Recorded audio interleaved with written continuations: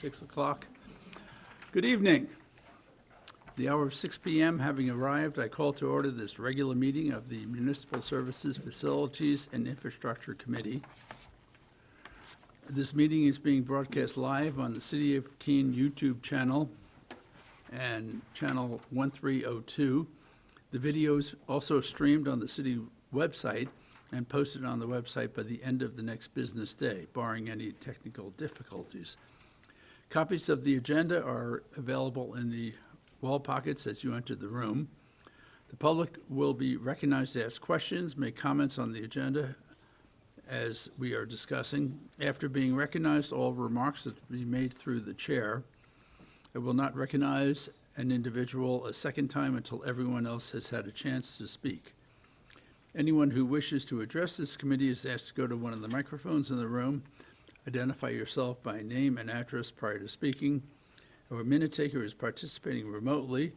Committee members, remember to turn on your microphone when speaking, and if the minute taker is unable to hear, they will ask you to speak louder or turn it on. I call this meeting of the Municipal Services, Facilities, and Infrastructure Committee, MSFI for those who cannot say this whole long thing, to order, and I see we have 4 members present and declare a quorum. Okay, first item on the agenda, we have a communication from Terry Bishop concerning parking on Marlborough Street and enforcement measures. Mr. Bishop, would you like to address this? Come on over. Ooh, wow.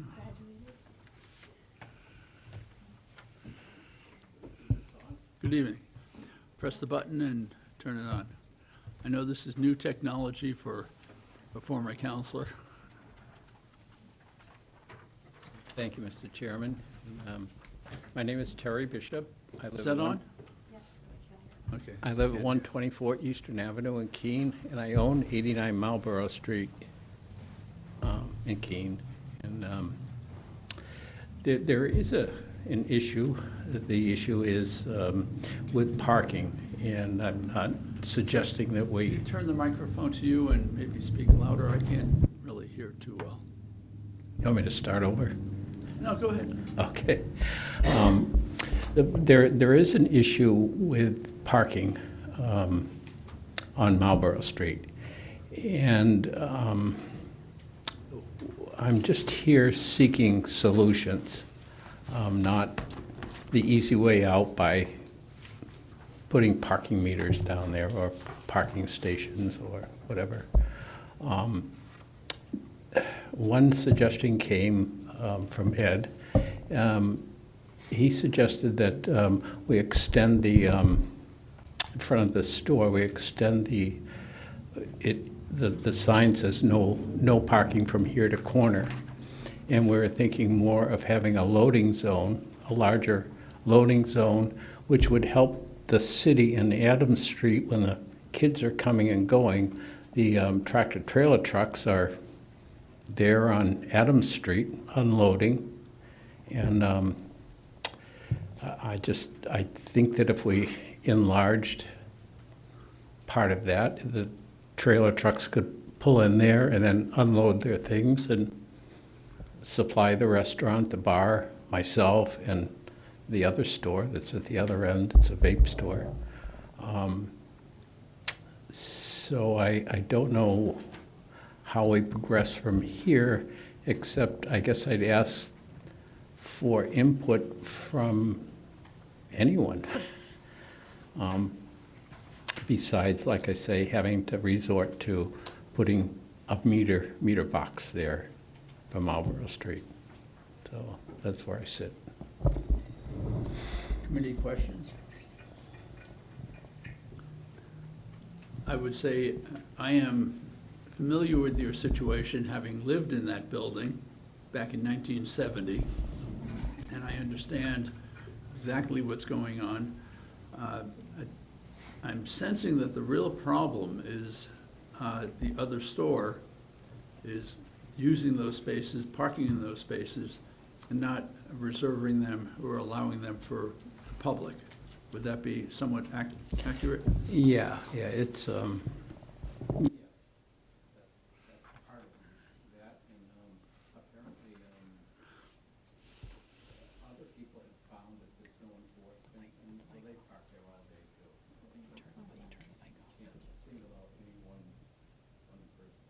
It's gonna be great.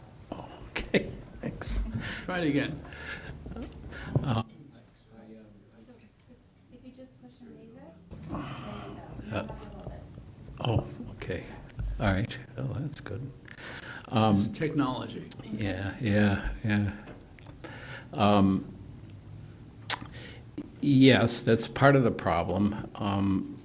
But now people, because there's no enforcement, of course, other people are coming along. Perhaps it's neighborhood, maybe it's the college, I don't know, and just parking all day there because we don't have enforcement.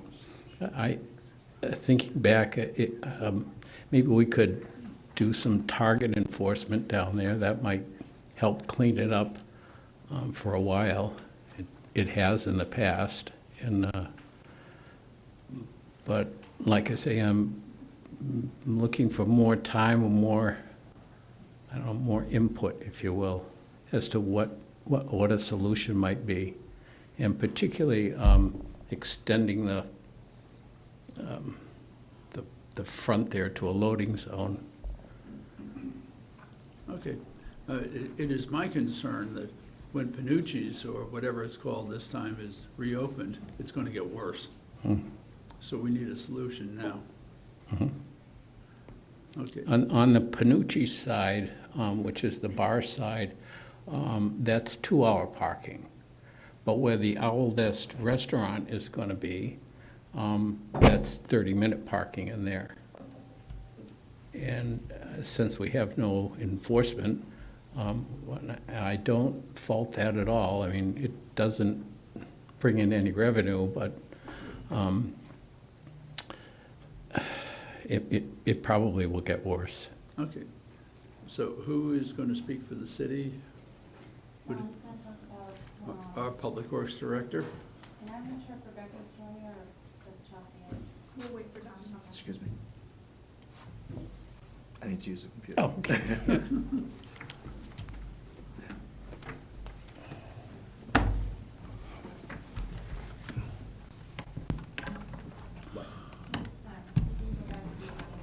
Yeah, Ms. Bishop, can you take your seat back?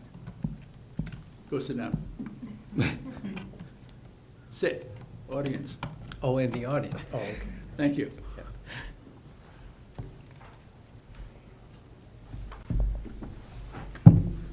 And Asa, if you could bring the televisions up, please.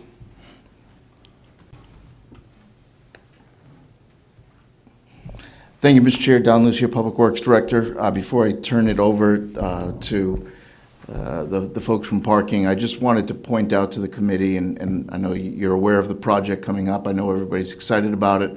But this area, all of Marlborough Street really, is going to be rehabilitated this summer, finally, including some streetscape improvements, new sidewalks, new crosswalks, and bike lanes. So I wanted to, oh, it's not supposed to be green. All right. So I just wanted to show you kind of a before and after to show what that area is going to be looking like as part of the reconstruction. Can I hold on 1 second? One moment. Mr. Bishop, do you have a copy of what he's speaking? Could you share that with him? Thank you. Onward. Thank you. So on the screen here is the existing conditions. So the gray here, and apparently I made it green instead of gray. It's supposed to be gray. That's the existing sidewalk. Now, in reality, the area in front of Mr. Bishop's store is pretty much all concrete. The gray that I've outlined here is the public sidewalk. Everything from here to the building face is actually on the private property. So that it looks like a 12 or 15 foot wide sidewalk, but a portion of that is actually private property. Of course, the public doesn't know that. They use it all as sidewalk, such as it is. The other thing I showed here is the painted parking spaces that are there today. So what you'll see is there's 5 parking spaces marked out in front of Mr. Bishop's storefront, and 4 in the block directly to the west. Now, these are the areas that's the 30-minute parking. Mr. Bishop kind of alluded to this, but right now, the way it's marked, it actually doesn't meet city standards. The city code says there's no parking within 30 feet of an intersecting street. And this parking space here that you can see I'm pointing to is well within 30 feet of a intersecting street. Of course, Adams Street is right here. So with the redevelopment, the rehabilitation of that area, we are going to be bringing that into kind of compliance with the standards. So there will be more of a setback on the east end of that block next to Adams Street, so it will create a little bit more turning radius and whatnot. But then next to this driveway, we're observing the 5-foot offsets as well, so there'll be more space on each side. As a result, we're going to lose one, probably two parking spaces of those 5, and it'll be 3 or 4 parking spaces once we're done. We may be able to just eke out a 4th space. We're gonna try once it's built. So, and of course, the bike lane, the sidewalk stays where it is, and the bike lane will go in. So that's all I wanted to add is basically just to point out that we are going to be losing at least 1 parking space in this block with the reconstruction. And with that, I will turn it over to my friends from the parking department.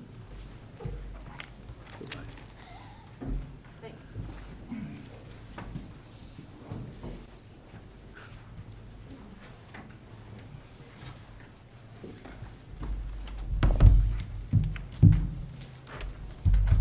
Yes, ma'am.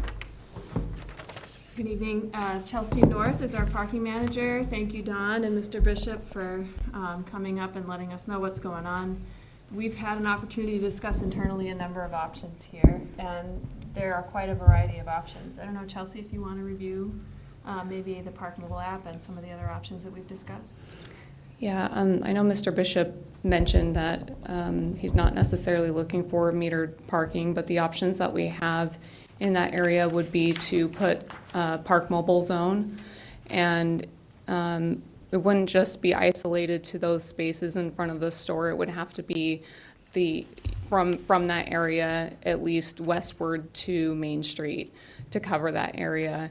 And because we don't have the actual hardware for coin meters anymore, it would just have to be a Park Mobile enforcement zone in whatever time increment is decided, whether it's 30 minutes or whatever else.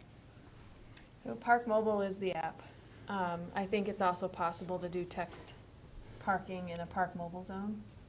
Yes, through our other vendor, we do have a text to park program that we could launch in that area. So we're talking about avoiding installing any meters or kiosks. Meters are obsolete, kiosks are quite expensive, and we have the construction project coming. So the only alternative to doing pay by app or pay by text really is stronger signage that instead of saying 30-minute parking, it could say tow zone, 30-minute parking. To report violations, call 357, what have you. And that's just one of a stronger option for the signage that may or may not have an immediate benefit, but it's something we could try in the interim. What about calling it a loading zone That's an option as well.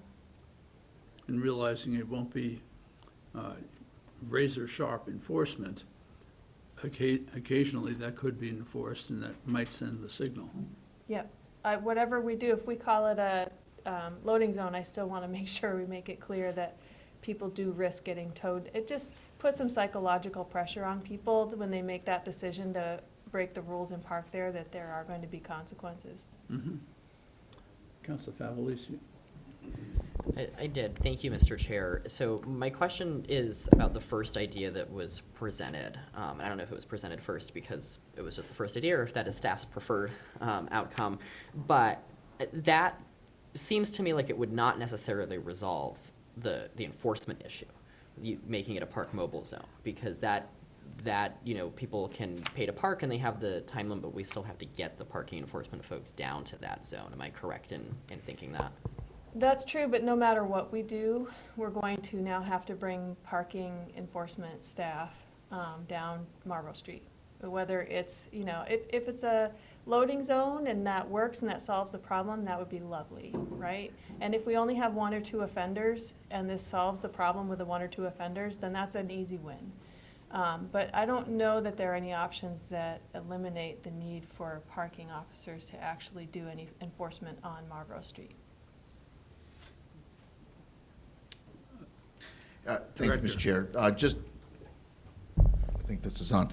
Just a reminder, I think that the loading zone option is a great solution, but that would need to be codified to be enforceable. So it wouldn't be something, we can put up a sign tomorrow. It would have to go through that process. Sure, of course. Committee, anything? Anyone? Yes, Laura.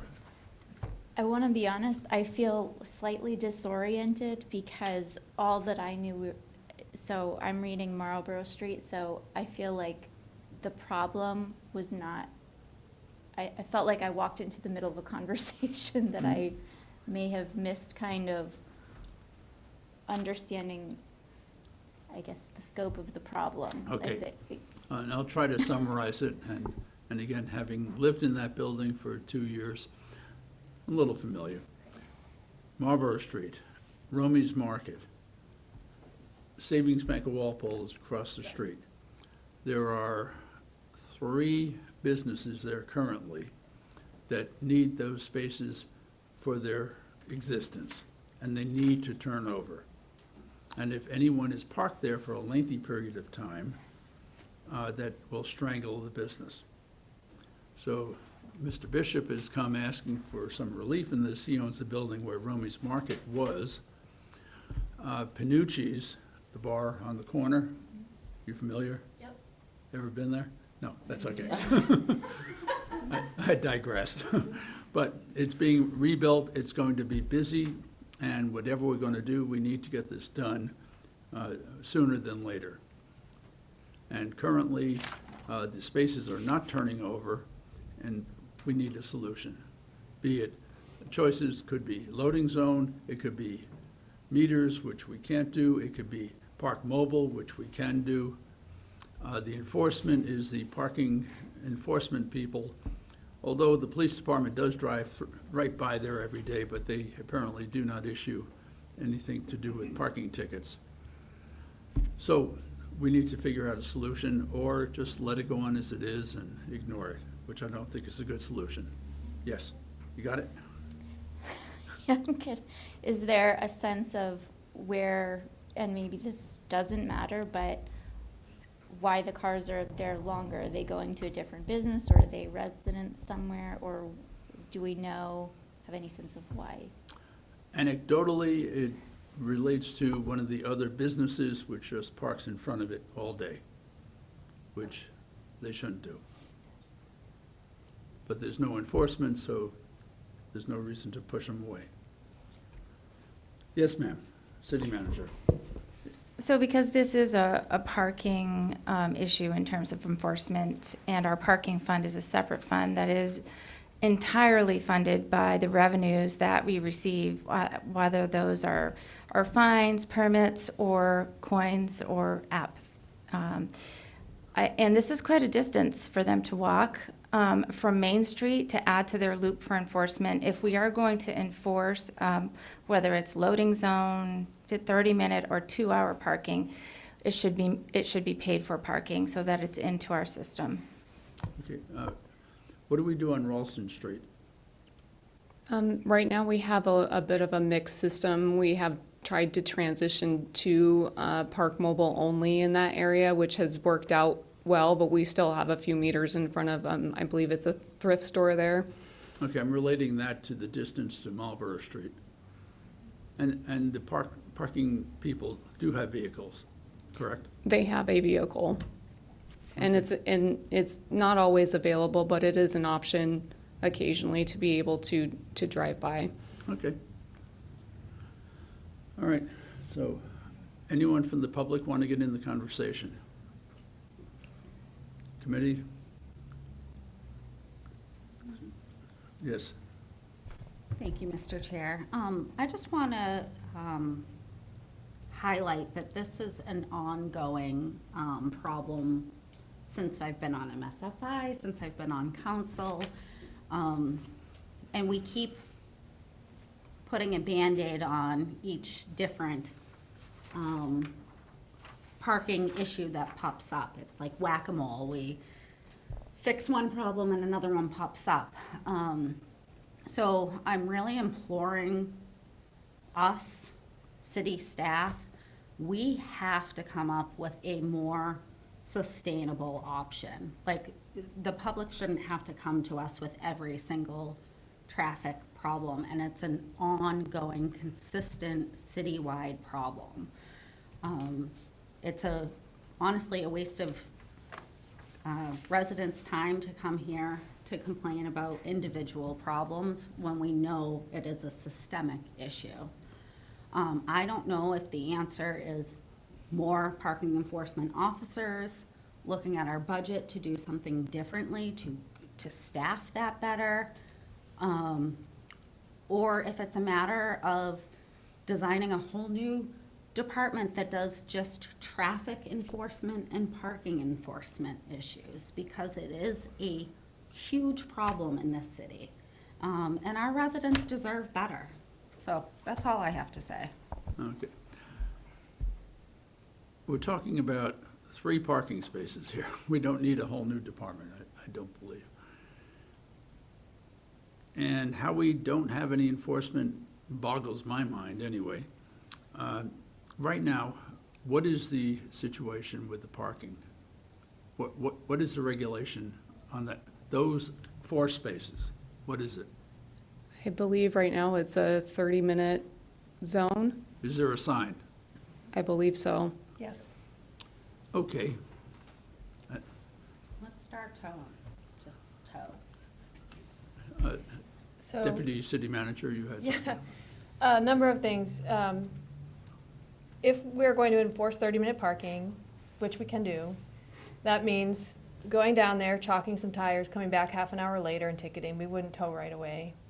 And it could involve friendly things like some flyers on the windshield saying, hey, you can't do this, please stop doing it, right? I mean, we can try being nice, but when it comes to parking enforcement and parking problems, we mentioned in the CIP review, and we'll be mentioning in the upcoming budget process, that we are reaching a point where parking revenue is not sufficient to cover parking expenses. So this is a fund that is self-sustaining. It is not supported by property tax dollars, and we are taking every decision like this into account when we determine how we're going to sustain the expenses long-term. So that's why, if we're going to consider enforcement, it makes sense to have a paid parking solution, and we've talked about, we don't know yet whether or not we can do this with the app, a 15 minutes free, and then you start paying, which people love, right? We've done that with the pay stations. We're looking into whether or not we can do that with the app. Correct me if I'm wrong. Anytime I'm wrong, you can correct me. So I just wanted to say that. And on Marlborough Street, we are talking about a few spaces. The redesign is coming up. We can try something now and see if it works and shift later. But I didn't want this to pass without explaining that our expenses are going up and our revenue's coming down for a number of reasons. I hear all this. I can't see Mr. Bishop behind you, but it just strikes me this is really wrong. It's not being enforced, and I'm going to suggest to the committee that we put this on more time. Let's get some enforcement in the next month. I don't care if you have to drive down there and we don't get revenue. I don't want to penalize the whole street by putting up Park Mobile or whatnot, where there is only one problem, 4 parking spaces. This is not complicated. I mean, of all the things that I deal with in city council, this is just crazy. It's already there. Just enforce it. So that would be my suggestion, and I'll throw that to the committee for comment and public for comment. Nobody has comments? Yes. Thank you, Mr. Chair. I guess I just have a question, thinking back to another one of, the non-park mobile idea about putting up a sign that says, this is a tow zone, call this number. I guess that I don't know why that requires any new signage. I don't know why somebody couldn't let me ask it this way. Is it true that someone could call the parking office now and say, hey, can you come out here and ticket this car? It's been here for this amount of time. I guess, I know that, if it's a loading zone, maybe that's a little bit different in terms of the ordinance pieces, but I'm inclined to think the same way the chair's thinking about, the rule is ours. We don't need a new rule here, right? We need the existing rule enforced. Okay. Yes, Councilor Tobin. This may have, I'm wondering, is there a way that, say, C-Click Fix could be used to report something like that? So when a vehicle has been there, because I understand the expense of monitoring going down, but if it's just a matter of an easier way of reporting a problem, could that happen? Okay. Councilor Workman.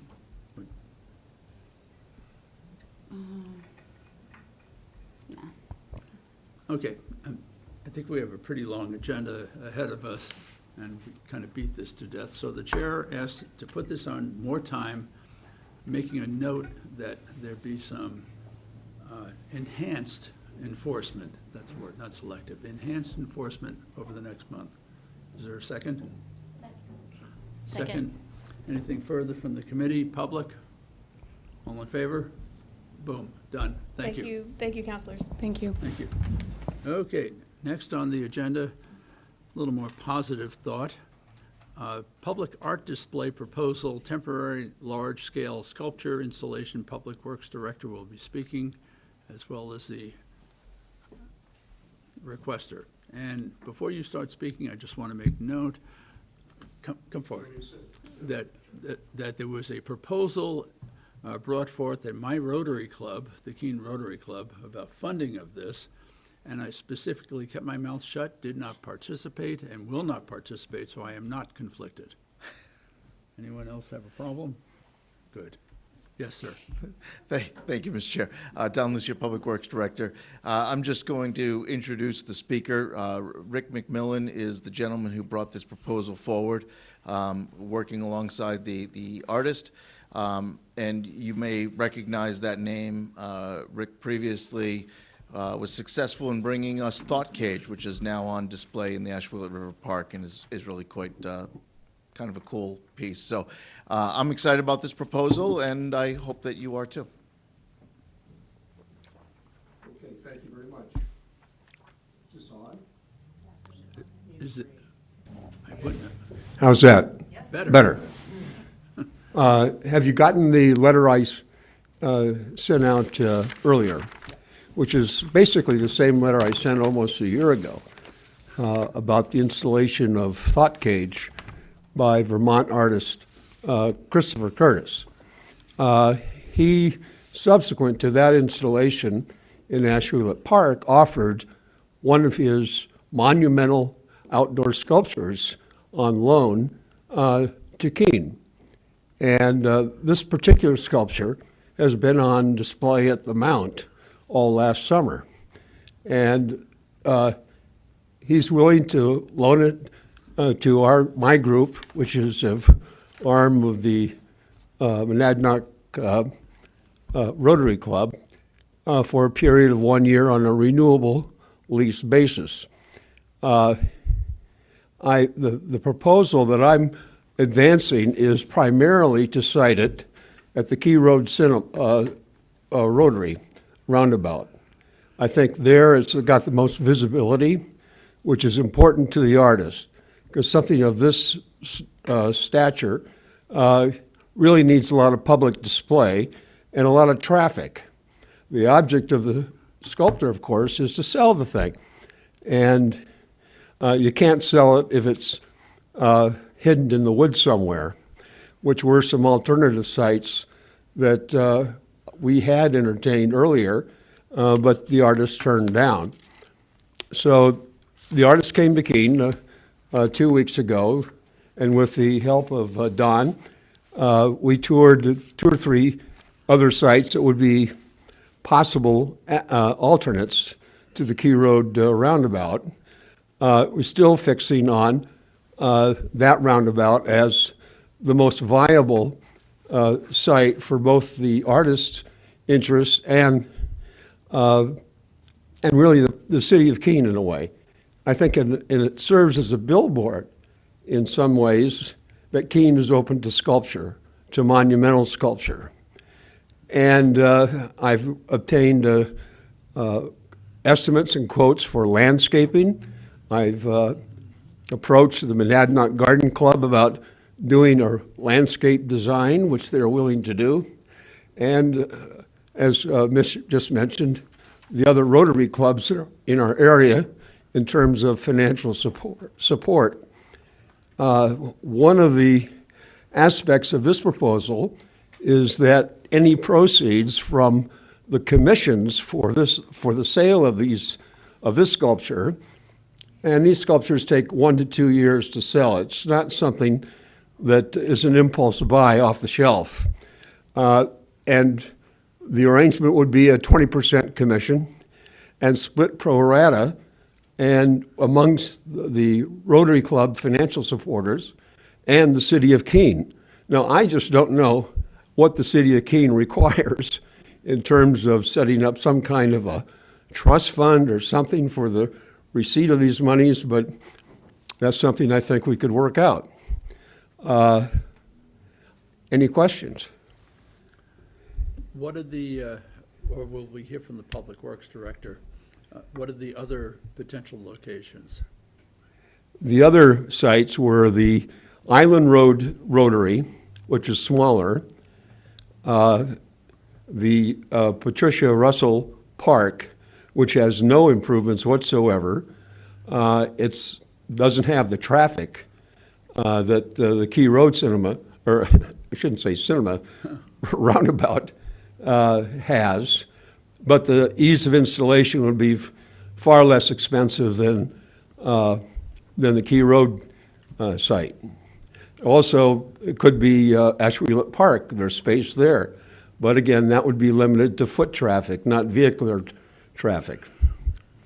Okay, so at this point, Public Works Director, if you want to make some comments and thoughts. Thank you, Mr. Chair. Don Lucio, Public Works. So, yeah, Mr. McMillan correctly described the sites that we looked at. I will say that initially I tried to guide him towards the Water Street location. I was kind of smitten with an idea that he floated of creating a sculpture park in the city, and that the old findings parcel I think would be a wonderful spot for that. But he is correct; it does have less traffic, less visibility, and I understand why they would want to be in the roundabout. We did talk about the existing roundabout is landscaped, and on page 8 of your agenda packet, there's a rendering that was part of his letter. You can see where there's landscaping in the roundabout today, and we did discuss that if that was approved and the city council authorized that location, they would have to remove any landscaping that had to be removed in order to install it. And then eventually when, if the artist is successful in selling this piece, they would be responsible for restoring anything that got removed to restore the landscaping. And they understand that, they're amenable to that. I understand why he would like to see it in, a prominent location. I think it would look very striking in that location, and we have no opposition. To which? To the roundabout location. Oh, okay. All right. Committee? Yes. Thank you, Mr. Chair. If the sculpture sells within. I'm sorry, I'm going to have to, Sorry. my hearing's not all that great. Yeah, move the microphone closer. If the sculpture sells within a week, do they still have, does the artist still have to leave it there for the whole term, the whole year? It might be on the terms of the sale. We really haven't worked out that kind of detail. If it's sold within a week, if I were him, I'd take the money and run. But opportunity knocks once. That's a good point. The 1-year lease is renewable at the end of 12 months, or will be renewable at the end of 12 months. And we have had Thought Cage in Ashwellet Park. That's for sale. It's been there almost a year. well, 9 months really. I don't think there's been any nibbles. One of the problems is really going to be marketing and trying to advertise these works of art as being offered for institutional or investor purchase. And I was hoping that the city of Keene might have some ideas, because I'm not a marketer. And I'm sure there's somebody in the city administration that might have some more creative ideas than I do about how to promote this and promote the city of Keene. Did I see that the value of this thing is $150,000? I'm sorry? The value of this sculpture is The $150,000? sticker price is $200,000. Oh, fine, same thing. Yes. Counselor Ellis, continue. Thank you. I had a follow-up. You said you'd contacted, I think it was the Monadnock Garden Club, one of the local garden clubs, to do landscaping if it was going to be in the roundabout. backyard. Could they also do a landscaping project if it was going to be elsewhere? Like if it was going to be at Pat Russell Park, like Mr. Lucier's idea of a sculpture garden type thing? Well, I think that's a great idea.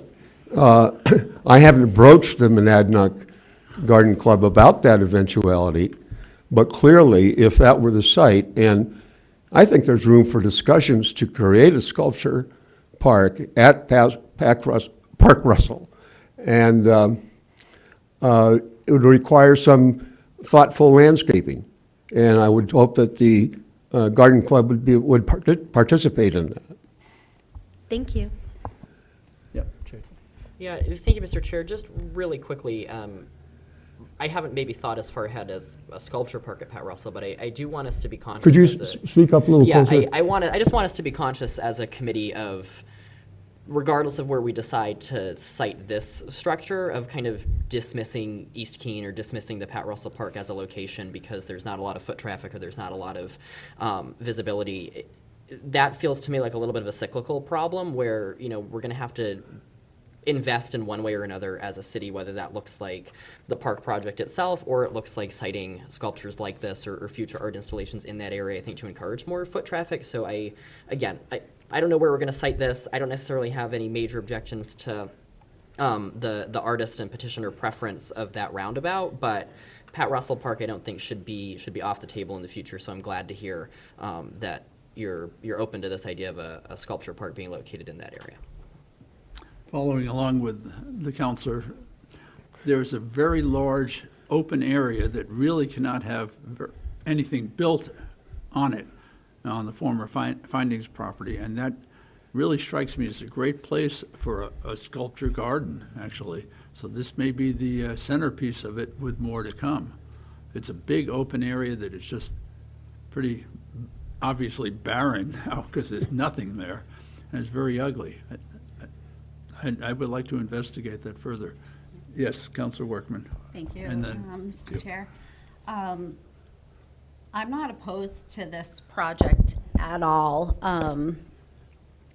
Well, I'm not opposed to the sculpture or us borrowing it.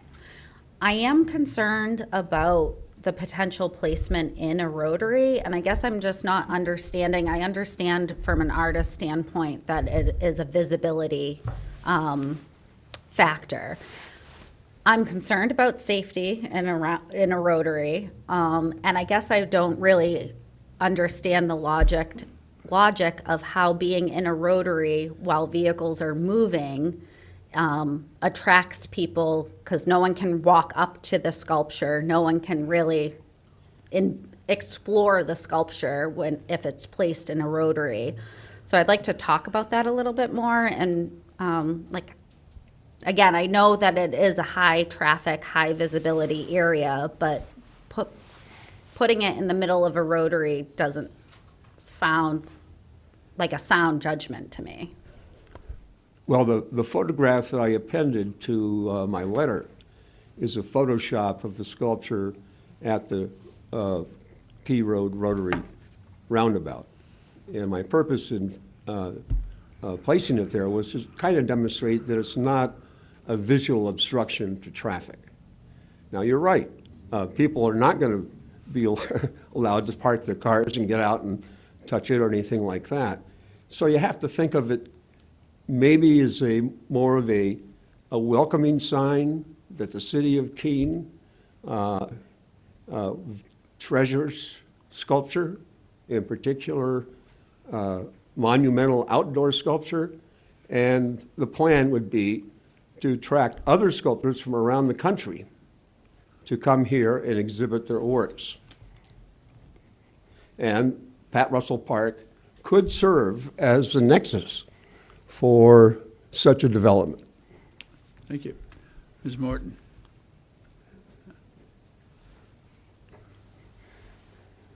Vicki Morton, 275 Water Street. I want to support Councilor Workman in that, in my personal opinion, having used that rotary many times during the week, there is cross-traffic, lanes are crossing each other, people are whipping through to try to get to the other end of it, and I wonder what how much of the property in front of Aspen Dental does the city own? Is there a right-of-way there? And placing it not in the center of the rotary, but over on the side, like in front of Aspen Dental. It will get the visibility, but you won't have people, like in an accident, people all want to gawk and slow down, and then that impacts everybody around you when you're driving.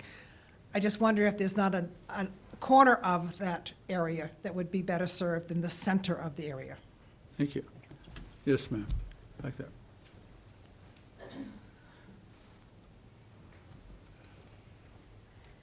Good evening. Michelle Chalice, 25 Beach Street, City Councilor. I agree with Councilor Workman as well. I have concerns about placing an object specifically that is inviting visual attention within a traffic circumstance. I'm not against sculpture in the city. I think that's a lovely idea. But I am also concerned about the city becoming involved in the marketing of the sale of someone's sculpture. I don't feel that our resources as a city are well spent marketing an artist's sculpture. So maybe I'm speaking from my FOP finance perspective, but I just want to toss that out there. Thank you. As I understand it, we have nothing to do with the sale or marketing of this thing. We already went through this conversation with the piece that is at Ashwheelet Park. I hope they sell it. And the big concern with that was that it was going to sell fast, but obviously it hasn't. I'm sorry, was I mistaken? Did you not ask that maybe the city had some talents with marketing? Did I hear that wrong?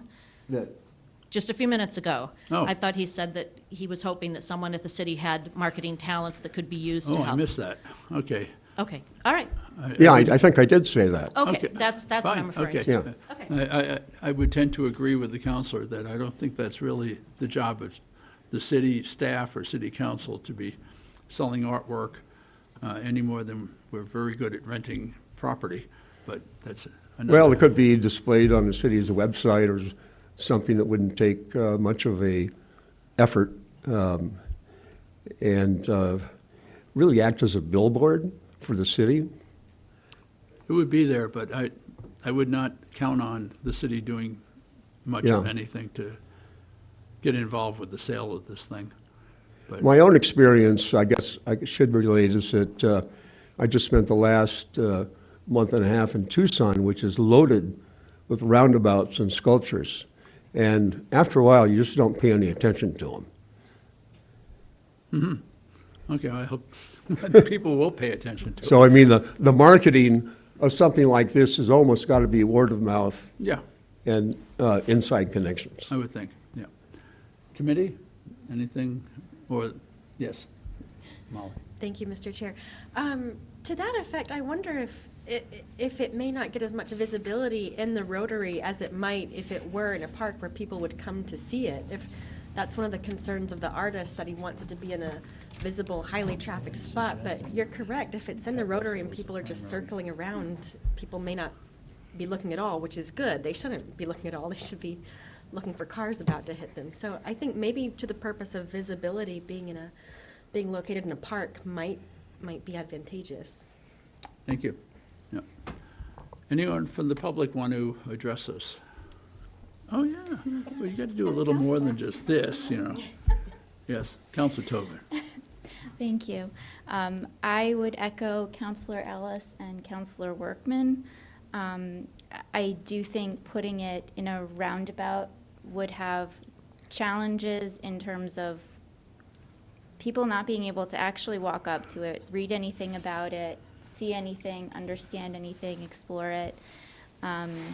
We do want them to be focused on traffic, which I think is kind of what Counselor Ellis was saying, that often when people enter this space, they are looking to their right and to their left. And having gone through that intersection many times, I feel like I can already hear the comment that someone would make, what is that? And that is, but then moving on, because they're focused on traffic, no way to actually see it. Good, thank you. Anything further? How about a motion? I move to recommend the request to install a sculpture entitled "That Place in the Stars" on city property be approved, and that the city manager be authorized to negotiate and execute a one-year renewable lease with the artist with a preference location at the park, if possible. Pat Russell. Pat Russell Park. Second. We have a motion and a second. Anything further from the committee, from the public? Seeing none, all in favor? That would be unanimous. Thank you. All right. Thank you, Rick. And go get some more sculptures. This is just the beginning. You didn't hear. That's okay. Okay. Next, item 3, regarding Eversource access across city-owned land in the town of Swansea. Transition to a license. The city attorney is going to speak to us. Yes. This is regarding the airport area. Yes. Thank you, Mr. Chair. This item will look familiar. We had the exact request in front of you in November, just the legal instrument was slightly different. Eversource was here to ask for access via an easement. They have their transmission line at the airport that in order to access it, they go over airport property. Instead of an easement, we're just going to walk it back to be a license. Eversource is aware of this request. This is something that legal is asking for us to change, so I apologize for the duplication of items. But the interest from my perspective is that an easement is really the closest thing you can get for property interest before conveying the whole thing. So in the interest of the city retaining its control over there, we're going to walk it down to a license where we can limit the duration, we can adjust the terms, we can have more control there. And like I mentioned, Eversource is aware of this and they're fine with it. Okay. Questions, committee? Public? Sounds pretty straight up. Yes, ma'am. Motion. Okay. Move to recommend that the city manager be authorized to negotiate and execute a revocable license and indemnification agreement with the Public Service Company of New Hampshire, DBA Eversource, for the use of city-owned land located near the Dillon Hopkins Airport in Swansea for access to its transmission lines. Second. Motion's been made and seconded by Council Workman. Anything further, committee? Public? All in favor? Unanimous. Thank you. Next up, this is regarding a fire department strategic plan. So we have 2 representatives of our fire department. Gentlemen? Thank you, Mr. Chair. I'm Jason Martin, the fire chief. Greg Seymour, Deputy Fire Chief. And tonight we're here in front of you to share some information about a strategic plan that we have been working on, serve as informational to you, the committee. We'll try to be brief. It's very detailed. I think you have a copy of it in your packet. So I'm going to give an overview, but any questions we'll be glad to answer. So this is an internal strategic plan, internal to the fire department. It's meant to create a 3 to 5 year guide for our members to use. It establishes a common set of guardrails of internal decision-making. These guardrails align with the combined values and motivations of our members. A little bit of background on how we got here. Going back to 2024, there was a lot of change going on in the fire department. There was a great deal of personnel turnover, a lot of promotions. Almost the entire command staff were new to their positions, including the deputy and myself. So with so many new people and new promotions, it was almost like we became a whole new fire department overnight. So it was a good time to bring everybody together under a common cause and mission and build one united team. It was also the perfect time to confirm that we were meeting the expectations of our citizens. So with that, the fire department partnered with the company ESCI to go through a comprehensive strategic plan process that ensured we remained responsive, modern, and community-focused public safety organization. This effort reflects the department's commitment to be proactively addressing evolving service demands, workforce challenges, and community expectations while positioning itself for long-term success. Strategic planning is more than just development of goals. It's an intentional creation of a roadmap that defines direction, aligns resources, and establishes measurable outcomes.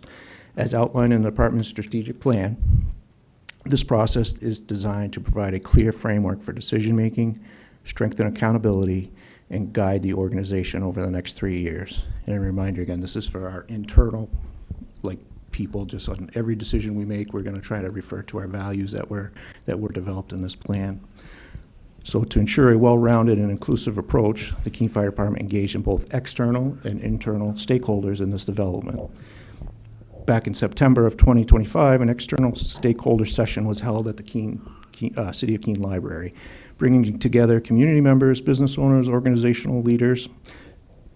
This session provided valuable insight into the community's expectations, helping define what their definition of good service was.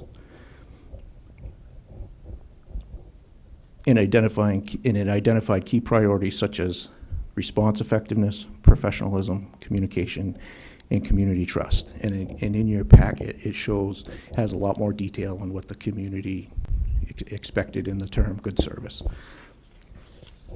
In parallel, the department also conducted an internal stakeholder process that included representation from all divisions. This effort was facilitated by ESCI and incorporated nationally recognized best practices in fire service strategic planning.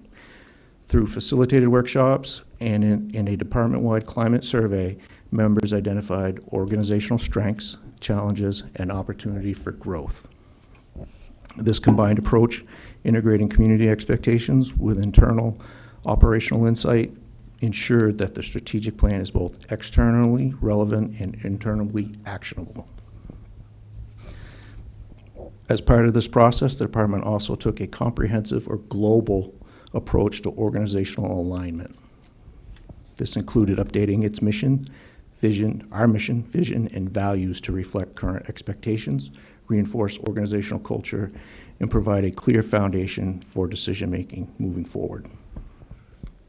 This strategic plan represents an investment in the future of the Keene Fire Department and the community it serves, ensuring continued delivery of high-quality emergency services, strengthening public trust, and positioning the organization to meet the challenges of today and tomorrow.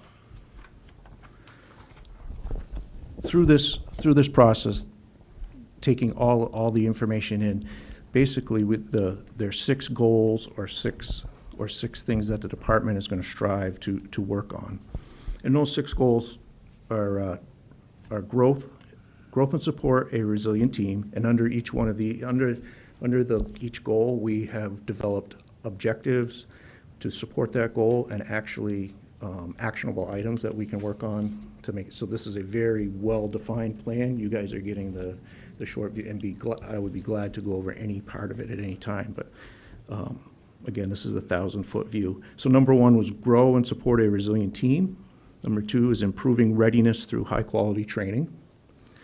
Enhance organizational culture. Number 4 is advancing operational excellence. 5 was strengthen community relations through education and outreach. And 6, building a resilient workforce by advancing member health, wellness, and sustainability.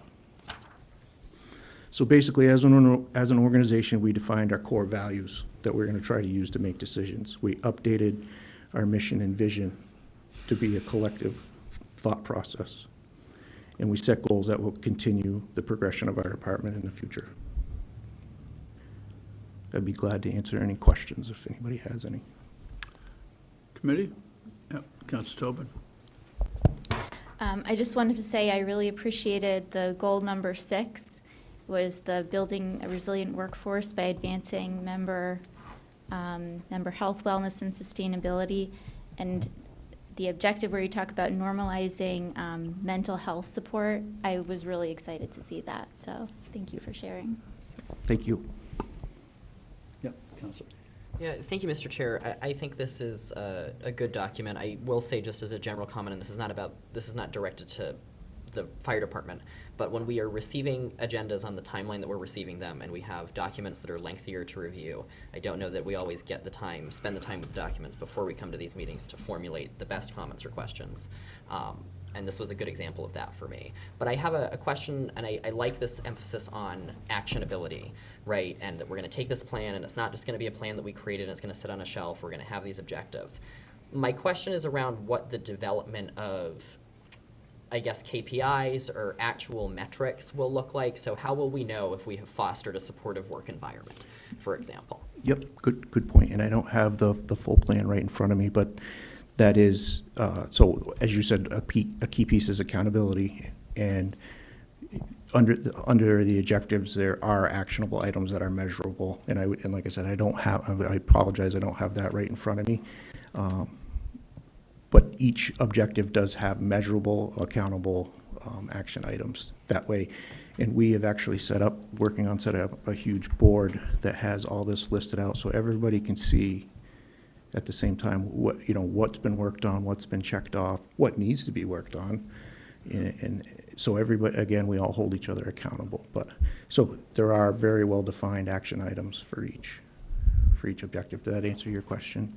Like, it does, and Okay. like that was, so like having the visual Sure. kind of accountability piece there, really important, because a lot of the times great plans are put together, nothing happens with them. Yep, and I think everybody in the fire department is nervous about that. We don't want to put this effort in for nothing, right? We want to keep it active and stay engaged with it. Thank you. Yes? Something? No? Yep. Anyone from the public? Something to say? Very well put together plan. Very, very well done. Good. Thank you. Good presentation. Thank you. City Manager? Thank you. I just want to acknowledge both the chief and the deputy for the work they did to put this together.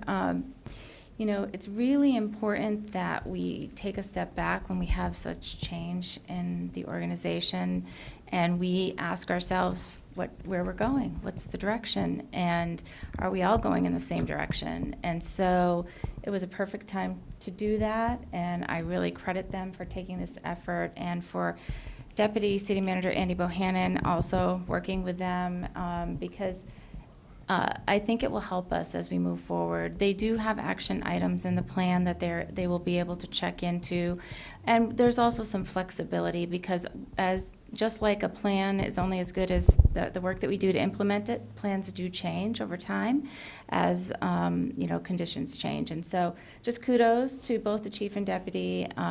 Really good job putting this together. Yeah. You've come a long way. You've done very well. Thank you. Yeah, Councilor Haas?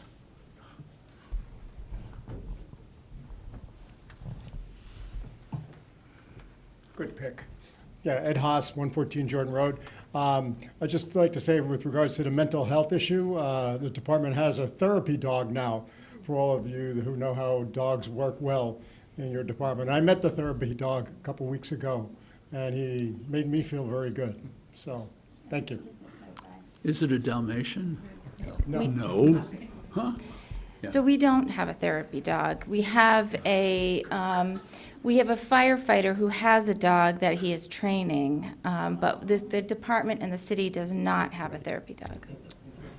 Not a new employee? He got it through the VA. Yes, Your Honor?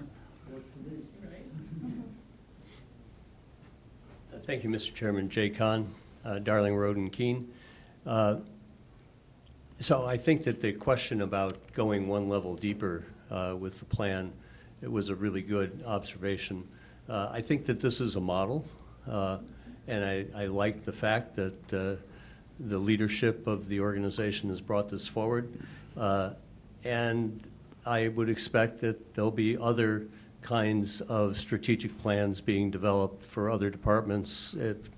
We have the new master plan. We'll have a CIP document. So I guess as that model, and I know I can imagine now with what I'm about to suggest, that our agenda packet for the council meeting could get to be deep. But I think that it might be helpful, at least for a couple of the goals, just to see what that implementation plan does look like. Yeah, I think it would be of some value to set our expectations, because we have tonight a question on the agenda about how we execute and choose to do external contracting. I mean, that too is another, one level down from our usual decision-making. But clearly it's because counselors are uninformed. And so I think this would be helpful in the council agenda if that's something the manager and the chief could talk about. Okay, thank you. City manager? May I suggest a link? It's a lengthy document, and I know Terry will not be happy with me if I try to insert it into the packet. However, we can provide a link for anyone to look at the document. I think it's really helpful to see how we are managing these departments. And departments do have strategic plans, different ways and different things that they're focused on, and they're at different levels. Recreation has the active and passive recreation plan that's ready to be updated again. And so I do think having that available for people to see on the website is a great idea. So if that's okay, I'd prefer to do it that way. And in addition, the manager's door is always open to Oh, yes. counselors Yeah, who have absolutely. questions and want more detail. Excellent presentation. Thank you. Thank you, guys. Motion, please. Move to recommend the 2026 Fire Department Strategic Plan be accepted as informational. Second. We have a motion second by Council Workman. Anything further? Committee? Public? All in favor? Boom. Unanimous. Thank you. Thank you very much. Thank you. Okay, next up, a presentation regarding red pine scale. This is at Dinsmore Woods, otherwise known as Maple Avenue. And Kara Fisk-Hennessy, Parks and Recreation Director, going to lead us through the woods. Thank you very much. Kara Fisk-Hennessy, Parks and Recreation Director. We wanted to make sure that we had the right presentation showing for you. I would like to introduce Alex Barrett. He is a forester with Longview Forest, and he's the consultant that we hired to work us through this process. And Alex will be taking over the presentation, and we'll both be available for questions at the end. Thank you. Yes, sir. Excellent. Thanks. Welcome. Thanks for having me here. So my goals tonight are to kind of provide a bit of a refresher and a context on this project, talk about it from kind of a forestry and a forest ecology perspective, give an update on kind of where we are to date, just the process, and then dig into kind of where we're going from here, and obviously answer questions and have discussion. So hopefully this works. All right, so these are the things I want to talk about. I'm going to just do a little bit of role definition for who is doing what. I'll talk about the history a little bit, the planning process that I've been involved with Kara and her team, and then kind of the operational piece of where we're going to move this thing forward in the next couple months, and obviously take questions during the presentations. I don't need to power through everything and then wait to the end. Is that good? All right. Fire away. So Kara and her team have done an awesome job of describing the red pine scale, which is an invasive insect that is making its way through a lot of our red pine in New England generally. And the reason we have this red pine here is because a little less than 100 years ago, 1938, we had sort of a massive issue here.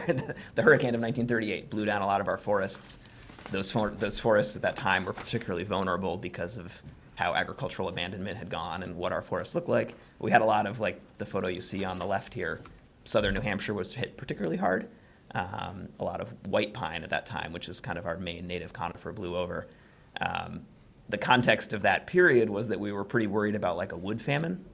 It's kind of hard to believe now, but we were like very concerned. We used wood for a lot more things. So we planted a ton of red pine, which is highly productive plantation species. It's not really from here exactly. It's close to here, but it doesn't grow in big forests that are monocultures like we have here.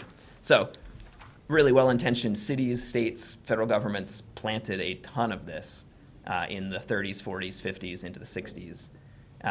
And you know, it's kind of slow corn. It's like a long-term garden. And we didn't really take care of them generally. We left them all kind of how we planted them. They grew up exceedingly tall. And now we're sort of dealing with the fallout of that. So photo on the right here is just, you know, looking down Maple Avenue. And, you know, this is kind of all over. So this is along Route 2 in Massachusetts. And these are trees that have been killed by the scale. And they've just been left to die there, and they don't look particularly nice, and they're a little bit of a hazard to the road. So our main planning and talking with Kara and her team has been to be very proactive about dealing with this in Keene. So you've done a bunch of great outreach and involved, you know, UNH Extension, involved the Society for Protection of New Hampshire Forests, and then, you know, moved into the private sector to reach in, to pull me in to be a consultant on this, to kind of help think through the process. And I'm in sort of an interesting role here of being a forester who mostly deals with private landowners and a fair number of municipalities in Massachusetts and New Hampshire and Vermont. But this is kind of an urban forestry project. So it's at a scale of space that is much more like a forestry project that I would do out in the woods somewhere. But this happens to be right along the pavement next to the elementary school in a very public environment. So I'm sort of trying to balance my own professional training with something that's a little new, which is like doing it in a very, very urban place. You all have dealt with already some issues in this red pine. So when you have a bunch of trees all together, you don't thin them, they get root rot infections, and they have a number of boring beetles that attack them anyway. So the photo here is just an area of existing blowdown. So these are also all, you know, they're basically 100-foot tall trees, many of which are kind of leaning over Maple Avenue. And when you take out a few of them, you then destabilize the whole cohort and you make it vulnerable. So this is already kind of developing. And at the north end of this section, there's also some fungal infections in the roots of the trees that's spreading. So, you know, even absent the red pine scale, I think we're making a pretty sound decision to kind of move forward with removing them. So I've talked a little bit about the planning process, but, you know, amazing groundwork has been laid. I just came into the situation without really knowing much about it and said, holy smokes, you guys have done an amazing job. I can talk a little bit about that really quickly too. So this problem was brought to our attention in the fall of '24 when we were notified about the Yale Forest in Swansea having red pine scale and the trees dying there very quickly. Because that is a forest and a forested area out behind Market Basket, there wasn't really the same threat level that there is in Dinsmore Woods, which is an urban space, as Alex mentioned. In the winter of 2024, we came before MSFI. We actually brought a prop that MSFI really appreciated. It was a branch that showed what red pine scale actually looked like, and we were here with state foresters that were able to explain the situation really well. And then in the winter, we hosted a chainsaw class, and that chainsaw class helped us with the pilot project out at Wheelock Park, where we took down a tract of red pine so people would see what it would look like. That is what is on the header of our red pine scale website right now, so that people can see what that will look like. We've been on the radio throughout the entire year and a half with dedicated radio spots on AM radio and also dedicated radio spots on FM radio. Those are all linked on our Red Pine Scale website as well. We were able to host a walk and talk in April of '25 where we had state foresters come down and meet with anybody that could meet with us at Wheelock Park, so we could walk around and say, this is what it starts to look like when it gets infected. You're looking for the rusty needles at the base of the crown of the tree. This is what will happen eventually with what we have. And then in the summer of '25, we were notified that we do have evidenced red pine scale here in the city of Keene. So in the fall of '25, we reached out to Longview Forest, and we made sure that we could figure out a way to have a scope for the harvest plan. And that actually went out for request for proposals in February. And we have a meeting at the beginning of next week that will talk about what the plan needs are in terms of harvest action. Awesome, thank you. Yeah, so we're sort of at the end of this bullet point list, and we're starting to think about, the whole project. So on the left-hand side, you'll see a map. The bright pink areas are areas that are going to be, they're exclusively red pine trees. And so those areas will be completely cut down. And then there are two little sort of tan areas, and those are actually some mixed wood forests where there's a little bit of white pine and some oak and some maples and other things mixed in there. So there we're able to be a lot more selective and kind of pick out the red pines and leave the other forest there. Do you want to pass the map I do around? have larger maps if anybody needs one. Pass No. them. Oh, you do? I was gonna take one. Sure. Okay. Can't see. It's on the computer. Yeah.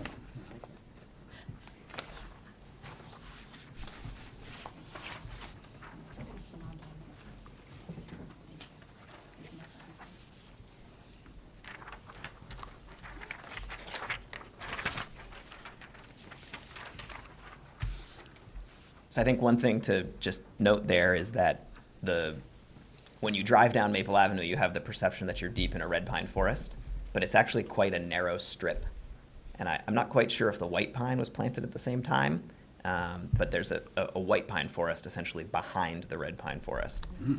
So that was a welcome surprise as we started to kind of lay out the project, because it became clear that the road is going to be quite dramatically affected from a visual perspective, but the surrounding neighborhoods are going to be less visually impacted. The walking trails and things that are through there that are largely informal will be quite impacted. But from a visual perspective, it was like, oh, okay, it's actually, these are pretty narrow little strips. So I'm the forester who's essentially kind of the architect and designer of the thing. And then, the city has worked to solicit proposals and then selected Crown Point Excavation as the contractor to do the work. So they're a company that I've actually worked with in other capacities doing logging work, so I know they're really awesome at what they do, so I'm excited about that. But this is kind of the general time frame, and it's quite rare in the logging and forestry world to be talking about a time frame this tight. And that's driven largely by the fact that we're going to need to close Maple Avenue for a section of it for a few days to allow the felling of trees to happen. So this is also timed to coincide with spring break, or I guess April vacation for the school, which again is like, we put this out, and mostly I do logging contracts for 2-year timeframes. So a 1-week time frame is a different thing. But luckily it coincides with a pretty quiet time for a lot of loggers, because the woods are generally still coming out of mud season, so I think this is actually pretty advantageous. We had initially thought about doing it in the winter break, but it was too soon and also not a great time to get loggers. Counselor. Yeah, thank you, Mr. Chair. Just seeing, I don't know if this is the same process as when we took we were doing talking about the Robin Hood, talking about the Wheelock Park pieces, because my understanding was that we were able to use that wood ourselves. Is that what's happening here? That is actually what is not happening here. Okay. So what we are able to do, we are able to keep the costs down for the city by allowing the excavation company, Crown Point Excavation, to realize all of the harvest value. So it's like a credit. Yes. Yeah, and I basically did a financial modeling exercise behind the scenes ahead of time to kind of think about where it might land financially, and decided to offer it in that fashion so that it would work out well. Yeah, it's going to be quite a lot of wood. It's, as I started, red pine is incredibly productive from a volume perspective. Thank you. Okay, continue. Yep, so we're going to have, a period of a couple days of cutting, and then followed by a couple days of merchandising. And merchandising is going to be the processing of those trees and the trucking of the wood off-site, both as round wood, so solid trees, but also as chips. So some of that wood's going to get fed through a chipper. That will help reduce the slash and debris that's left on site which will be really nice in terms of the forest recovering and also in terms of the visuals just of how it's going to look.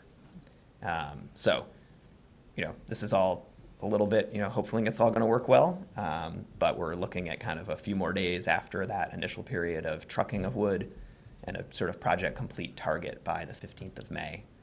The trucking will most likely be the bottleneck, but we'll see how that goes. They're pretty optimistic they can actually get a lot of it done in that first week. Tell me about the tops. What's going to be left? They're going to get fed through a chipper. Good. Yeah, and my concerns there, generally in the forest, I spend a lot of time communicating to people that we need to leave a huge mess in the forest, because that's what nature generally likes. In this case, I'm doing the opposite of that, which is we need to vacuum it up as best we can for a visual and also just for a safety risk. When that stuff dries, it becomes quite flammable. So it'd be good to not have it along a town road. Good. And what gets replanted? So right now, Is that the next slide? yeah. Well, let me quickly talk through just the operational side, and then I'll get to kind of the what happens next section. Fine. Go ahead. In terms of the machinery, it's going to be pretty traditional, large-scale logging machinery. So trees will be cut down with a feller buncher, which is basically looks like a huge excavator with a spinning wheel of saw death on the end of it. Cuts down trees, and it makes bunches of them. And then the grapple skidder will come up to them and grab, 6, 8, 10 trees at a time, pick them up. It's very efficient and very quick. And there will be little branches that break off when the trees fall, but generally the whole tree is taken to a processing site, which is this. So this is in Walpole this winter. The red machine in the middle is a slasher delimber, which is a processing machine. So it's essentially, taking the carrots and chopping them up into merchantable pieces. And then on the right-hand side is a chipper. So this is a whole tree chipper. So to the top's question, all the wood that doesn't meet a specification of being a saw log or a telephone pole will get fed into the chipper. And that will generally go to become wood heat for facilities around here, actually, or also to be made into biomass to make electricity. So it's a pretty efficient system in terms of utilizing wood. So yeah, that's particularly why we spec'd it out this way in the RFP, was to make sure that we had a specific type of operation here.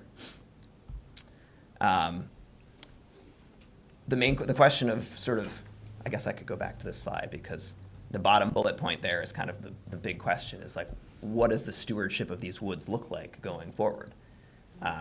They are an artificial forest that we created, 80, 90 years ago, and then have not particularly taken a lot of attention to. And now we're at this moment where we're going to have a very dramatic change. The nice thing that's happened in the interim is that all underneath that red pine has grown up a 20-foot high or 15-foot high forest of, in some cases, woody invasive plants, and in some cases, a fair bit of like oak and maple, which are now 10 feet, 20 feet tall in that understory. When you cut it all down, we're going to cut down all those little stems also. So it's going to be a complete severing of everything. What will happen to all the red pine will not sprout back. It just biologically does not do that. All the hardwood and all the invasives will. And so even this summer, you're going to see those stems basically sprouting up, trying to propagate themselves. So I think the first step will be I'm hoping to do a little bit of ecological restoration there to manage the balance of who's coming back. And that's essentially to manage the invasive plants, which will be very nice because they'll all be severed and they'll be rather small to deal with as opposed to how they are currently. So our company does a ton of invasive plant work, and if you went in there now, it would be quite a process to try to deal with them. Right. It'll be quite a bit easier afterward. What we're relying on in terms of thinking about the forest moving forward is mostly a natural regeneration process, which is going to come from that sprout growth and also seed growth that's currently in there. We've begun to talk about the idea of whether doing any sort of enhancement planting is going to be good in there. And my general advice right now is that spring can be a challenging time to plant things, depending on what the weather does.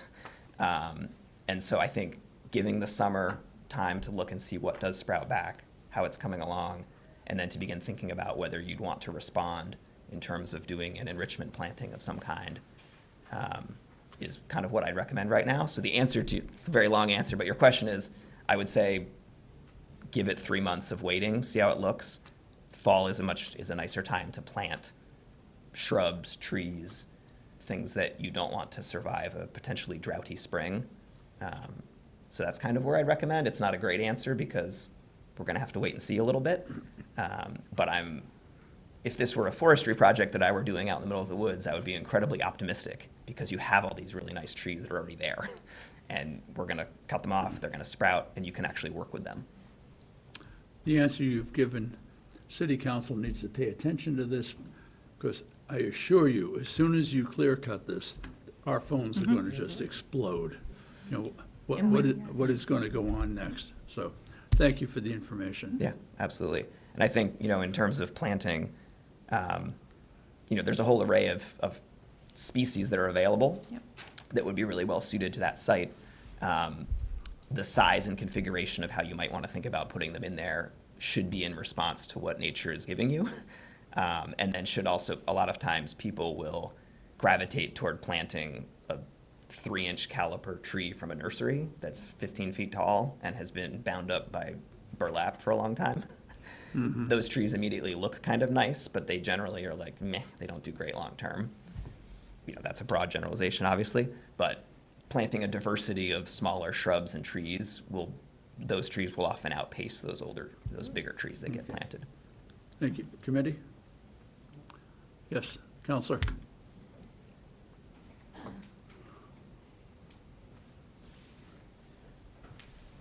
Michelle Chalice, I commend you. Number one, I'm encouraged tonight to hear reference to the adjacent mixed forest of native species. I hope that it sounds like we're learning from our lessons to not use a monoculture again, and that what we will, number one, see what comes back. There's a seed base there, hopefully, as well. That we will take advantage of a mix of our native species. You've made mention of mixed ages, and that we can utilize our existing ecosystem, the healthier aspects of it, as a model as we go forward. So I'm encouraged, I'm crossing my fingers, and I thank you for your attention to detail. Thank you. Thank you. Sounds good. Yep, Counselor. Thank you, Mr. Chair. I just want to thank you for the presentation. I understand why this is necessary. Being a Ward 4 counselor, which this is in Ward 4, I've already heard a lot from the constituents in that area, the Paco Ave area, and there's a lot of concern about the impact and that change. It's going to be a really impactful and significant change for the folks in that area. I'm still a little concerned. There's no way to save the healthy trees that are there. There are some, if I understood correctly, there are some healthy oak and maple trees that grew in that area that are 10 to 20 years in maturity. Yeah, 10 to 20 feet in height. Oh, feet in height, Yeah. okay. So those can't, we have to level healthy trees too? Yeah, these are trees that are sort of in this size class, like 1 to 3 inches in diameter. Okay. So they're younger growth. There are some in those sort of the smaller gray areas on that map, or sort of tan areas on the map. There are some much larger hardwood trees and pines that will get saved. Under the, in here, under this, there's actually nothing growing right here. But along this side, on the east side, there's quite a young forest under there, and it's just going to all get smashed by the operation. There's no way really around that. Yeah. And part of the reason why I wanted the feller buncher, which is going to really mow it all down, is that it will cleanly sever all those little stems instead of leaving them bent over or broken. And so by severing them off, you're going to stimulate really quick sprouting growth. And some of them will come up this year, some of them will be next year, but that clean slate is going to be very helpful to there. Thank you for that explanation. Yep, Counselor Ellis. I just wanted to say thank you so much for how thorough this is. I think a lot of us received emails yesterday and today. And I think that this will address a lot of the concerns that I was hearing, so I'll be excited to pass all this info on. So I've been taking notes, so thank you very much. Thank you. One of the things that we really want to make sure for the community is that we're not just clear cutting and leaving it. There is a purpose and there is a plan. So we need to really let nature take its course, and we have to be patient. It is going to be a giant visual impact, for sure. But we need to let nature take its course a little bit so that we can identify what the right moves are, what the right species are, where the right locations are to plant anything, should we need to plant anything, starting in the fall. You put that very well. Thank you. It's going to be bad. It is. It's going to be really hard, yes. But I at least do have. you I have do- explained it. I do have one more thing that I wanted to add in there. On Saturday, April 11th, I just want to make this public knowledge. It went out in the abutter letter as well. On Saturday, April 11th, we will be doing a woods walk, and Alex will be present for that at 3 p.m. so that people will be able to walk through the woods at Dinsmore Woods on either side of Maple Avenue and really see what is going to happen. Or maybe not see it, but actually understand it a little bit better by being on site. Gotcha. So Thank we you. have that scheduled as well. Thank you. Councilor Haas?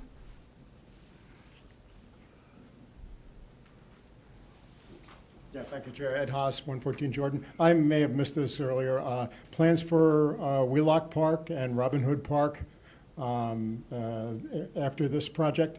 I know they were infected. Maybe they're not infected anymore. I wish that were the case. If they weren't infected anymore, then we wouldn't have to be doing any of these projects at all. So we do have a red pine scale evidenced at Wheelock Park. What we determined in working with Longview Forest and the state foresters, as well as the urban foresters from the cooperative extension, is that Dinsmore Woods is showing much more evidence of much more dangerous forested area right now. So that's why we have focused on Dinsmore Woods first.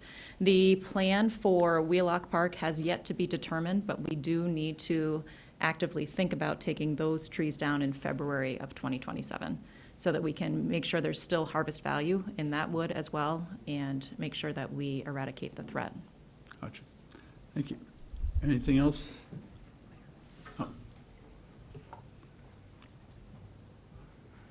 Thank you, Mr. Chairman. Jay Kahn, Darling Road, and a near neighbor of Maple Avenue. And I think, as I think about this project in the CIP, I believe there's $125,000 allocated, all in 1 year, the first year of the CIP, which is great to be able to see that the dollars are there, the project can proceed as it's been presented. And I think the presentation and your walkthrough, these are the kinds of visibility that I think people need in order to understand the scope of the project. The other part to the scope of the project, that $125,000 is in 1 year and entirely for the removal of the diseased species. And I think I know what our tree budget is in Public Works, which is, it's a low number relatively for replacement of trees that need to be taken out. And so I guess I'm planting an idea that we need to be piggybacking an allocation for these subsequent years so that the kind of evaluation that's going to be taking place in the fall has a trail to it. Yes, that begins to reassure the public that this isn't a one-and-done project, but that in fact, we're not going to, maybe we need to lift that budget for the next couple of years. And I know we're about to talk about the budget, so that's why I'm planting the idea that that trail and subsequent work needs to be thought of in 27 and in 28 when you complete some other work. And I don't know how do we give that some visibility, because I think that's the assurance that people are looking for, is what is the replanting effort. Thank you. Thank you. We do have built into that $125,000 It's actually $135,000 for FY '27, which is the Dinsmore harvest. And $10,000 of that is a donation from the Monadnock Conservancy because it really aligns well with their mission. They are willing to donate tree species that would be a native diversification of what is currently existing in the forest, and we will be able to work with Monadnock Conservancy on that. And then we feel very confident about being able to balance the costs of the harvest itself with the cost of the invasive management, as well as any replantings or new plantings that we need to do. Good. Thank you. Committee, anything? Public? How about a motion? Move to recommend that the Dinsmore Woods Red Pine Harvest Plan and presentation provided by Longview Forest be accepted as informational. Second. And seconded by Counselor Tobin. Anything further from the committee? Public? Seeing none, all in favor? Would be unanimous. Thank you. Thank you. Okay, next item on the agenda is regarding the transfer station assessment report. One of my favorite places in the city. Well, the transfer station, the sewage treatment, you know. You guys have all the fun. Transfer station. Well, The transfer you know. station is my favorite place in the city as well. Thank you. I'm here today with a very special guest, Matt Doyle from Weston and Sampson Engineering. We had some needs at the recycling center. The recycling center was built in 1993. It's kind of showed its years. There's a lot of work that needs to be done. And kind of looking at that, we wanted to go with, put our best foot forward and get professional engineers to kind of help us scope the projects that we need to scope and get an idea of what we should put first, what we should kind of push off, what the cost might be, and really just make sure we're doing the right things at the right time for the city of Keene.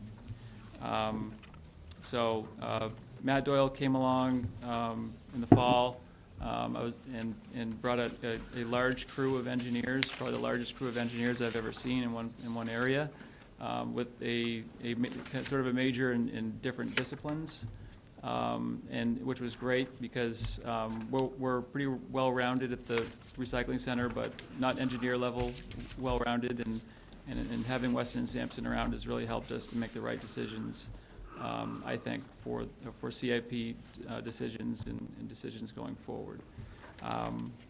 So Weston and Sampson, helped the city of Keene Transfer Station identify and correct the most important needs of our facility over the coming years.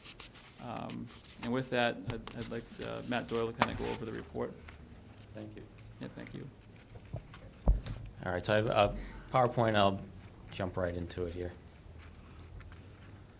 So I just want to kind of go over introduction, assessment, overview, and then kind of I'll go through these pretty quickly. Our report that we've generated has all this information in more detail in it. So I want to try to be conscious of everyone's time and get through these. But we'll go through the observations that we saw related to the site, the transfer station building itself. There's a few additional site buildings, and then the summary of cost needs. So jumping into it, the purpose of our assessment was to evaluate operations, general physical condition of the site, facilities, interior environment, to help prioritize the capital improvement plan. So our scope of work, as Bennett indicated, we had our group come to do a site visit to do a comprehensive visual review of the infrastructure. We brought engineers from each of our disciplines, so site and civil, structural, architectural, mechanical, electrical, and plumbing, and fire protection, to each assess their kind of expertise related to the facility. In addition to that, Ben walked with us, and we were able to ask questions, and he really gave us additional input, more on the operational challenges that they're having in the facility, kind of to further assist in our observations. Coming out of that, we used that information to develop kind of a detailed summary of existing conditions, and again, identify any areas that we saw may require improvements. And then again, at the end of that, we took that information and provided estimated opinion of probable costs for each of those items we identified.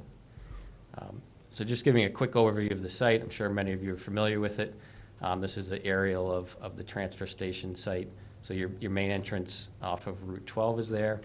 The first thing you see as you kind of come into the site is the scale house, the weigh station, the fire cisterns. That's an underground cistern. Note the kind of proximity to the east side of the building there. And then the main transfer station building, the tipping floor portion of that building. The current electrical service out of the generator area is off again to the kind of southeast side of the facility that has the main diesel generator, backup generator, and main panels. The upper area is the kind of household solid waste drop-off areas. At that upper area, we also have the household hazardous waste building, and then just kind of identifying the upper drop-off areas with the various locations there. And then just, again, a quick overview on the existing building, originally constructed in '93, has had some work done over the years. In 2002, addition to convert from a compactor to the tipping floor of the current configuration. There's also been a few additional minor internal mezzanines added above the balers, a small baler storage addition, and just to give an overview, the main structure is kind of 2 stories. The lower level is baler storage, and then the main kind of level is the recycling processing main floor there. And again, I'll try to jump through these pretty quickly, but starting with the site observations, the main area we looked at was the front entryway. The items we kind of observed were entry congestion, backups to Route 12.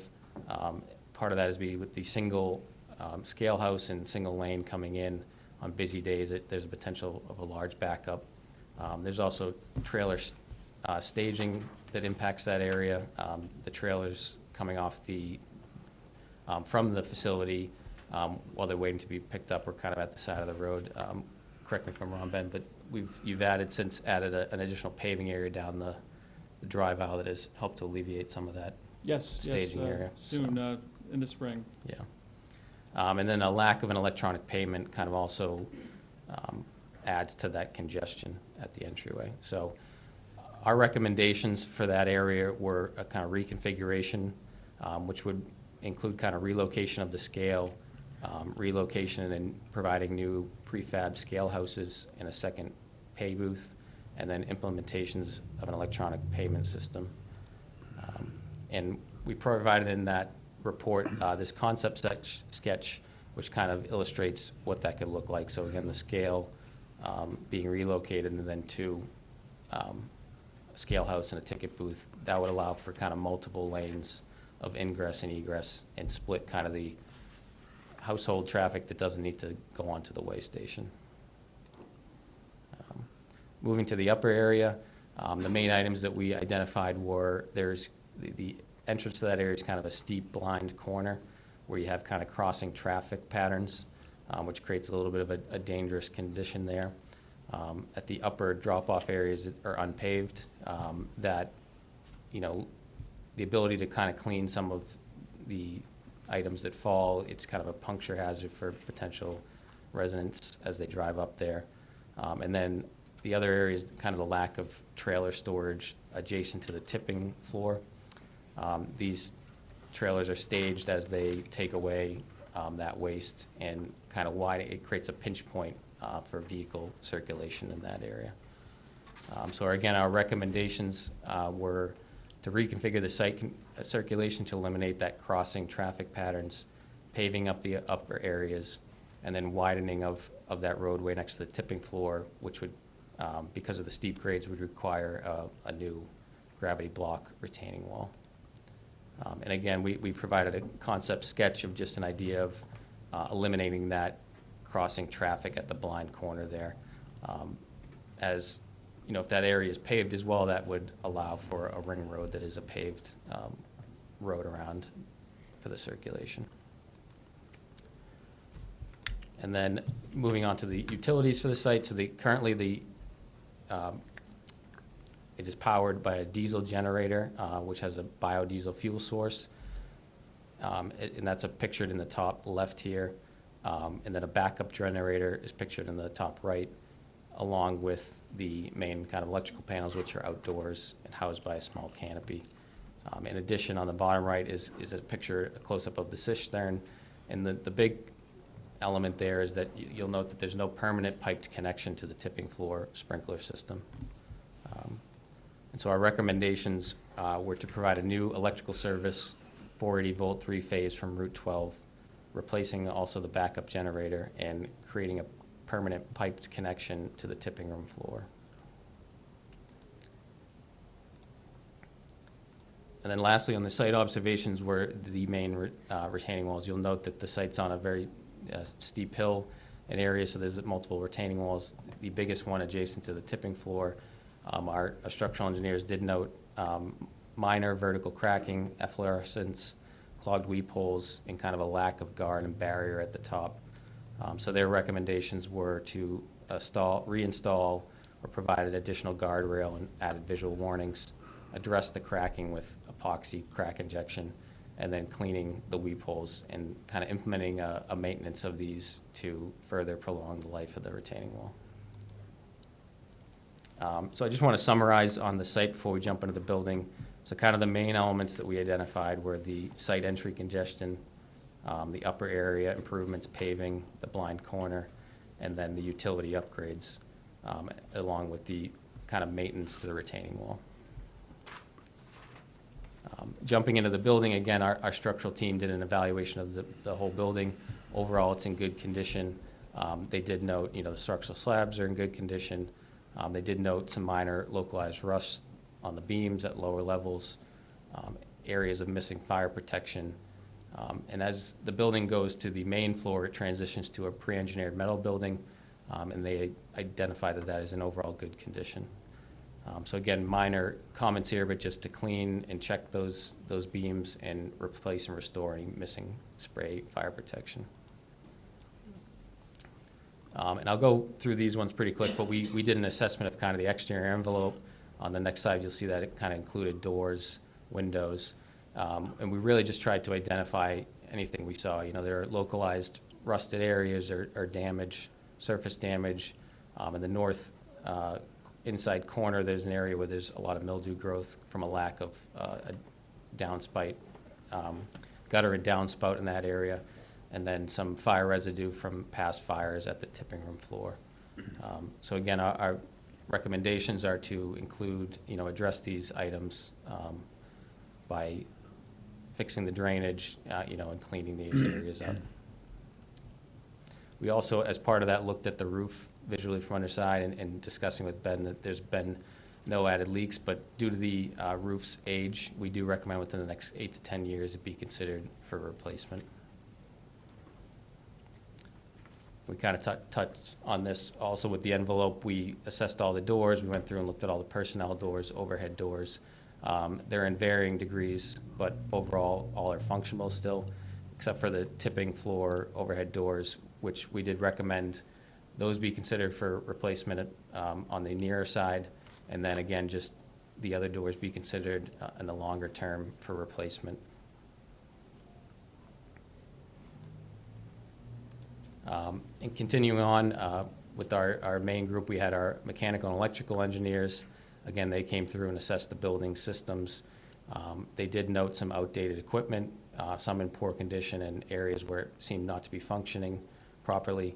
And speaking with that, the main concern is the accumulation of dust in the facility. So their recommendations really focus around trying to improve that with improved mechanical equipment and a dust capture system at the baler, which we feel is kind of the main source of that dust from the operations. Also electrically, they went through and assessed all of the electrical within the building, noted some outdated panels, and recommended those be considered for replacement in the longer term. And lastly, we've kind of touched on this, but it was fire protection. So the one area is the tipping floor that has fire protection. As we noted, it does not have a dedicated connection to the cistern, and that the main problem with that is just the duration, the time the fire department has to come hook that up. It's added time that the fire could spread or get out of control. So the recommendations there are obviously to refurbish or replace the cistern and create a pump house with a fire pump that then would also have a dedicated connection to the existing sprinkler piping in the tipping floor, so that in the event of an emergency, that those would kind of have immediately could kick on. And then the last thing for the interior of the building is the sorting line work area and the process equipment itself. This was kind of a big topic that we discussed when we were out there, is the sorting line employee work area. It is open to the main facility floor. They do have some heating in there with the heat lamps, but you've indicated that during winter months it can get very cold, that they need to take frequent breaks. In the summer months it can be very hot again. And again, since it's open to the overall facility, with the dust that is generated, the air quality is quite poor in there. The equipment itself is 30-plus years old, and we did recommend this full replacement, which is scheduled for June of this year. It's scheduled for June. We're very excited for that. Thank you. And then the baler equipment was overall in fair condition, but in the long term, we do recommend, since it's a vital piece of equipment, that it be considered for replacement, so that there's no downtime as that equipment ages. And then lastly, the additional site buildings. So the other two buildings are the household hazardous building material building and the scale house. Again, on the household hazardous waste building, we noted kind of some rusting at the personnel doors, the corroded electrical load center, which is exterior, so that's the electrical panel serving that building. And we would recommend that those be scheduled for replacement as well. And then the scale house, kind of tying back to that redevelopment or reorganization of the entryway. It is quite small if 2 employees are there in peak hours, and is lacking kind of a true foundation. It is, so as part of the reconfiguration of that entry, if we're to go that way, we would recommend that be replaced as part of that. And before I jump into the cost, just to kind of summarize on the building portion. So I think the main elements that we identified were really the sorting line work area for the employees and the equipment there, being such a vital piece to the operation, that be considered for replacement and has. And then the fire protection at the tipping room floor, creating a permanent connection, was really a main element, along with the mechanical upgrades to try to control the dust generated within the facility. So jumping into the cost, so all those elements that we identified, we created a list of items, and working with Ben, we tried to put these out. We put in ranges of kind of 2-year ranges, and how we identified where they should go. We tried to, some of the bigger projects, we tried to push out in the anticipation that there'd be engineering, there'd be time for planning, and also, larger costs for those. So for the 0 to 1 years, we had kind of the building mechanical system upgrades, the overhead doors at the tipping floor only, and then the sorting line equipment. For 2 to 3 years, we had the retaining wall repairs, upgrades, tipping floor fire protection addition, and then kind of the replacement of personnel doors as needed through the facility. And then including kind of the metal panel siding repair and replacement at those identified areas. Moving on to 4 to 5, we've kind of grouped in kind of miscellaneous repairs through the building. We see those as smaller elements. They're kind of in the report, you'll see there's multiple items listed in making up that number. But we felt like those kind of in the 1 to 5 range could be dealt with, sporadically as needed.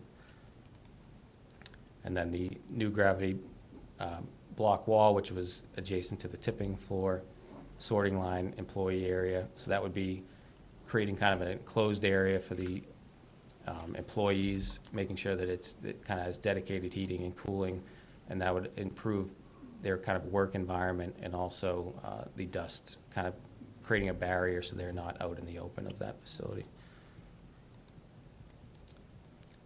Additionally, we had kind of the recycling building electrical upgrades, and then the recycling balers categorized in this range. From years 6 to 7, we just had the new electrical service This would be the dedicated service brought in from Route 12 for the facility. This would be, quite a large project, so that we kind of had that alone designated in that year range. And then lastly, we had kind of 8 to 12, and then a few that we had kind of left open-ended at this moment.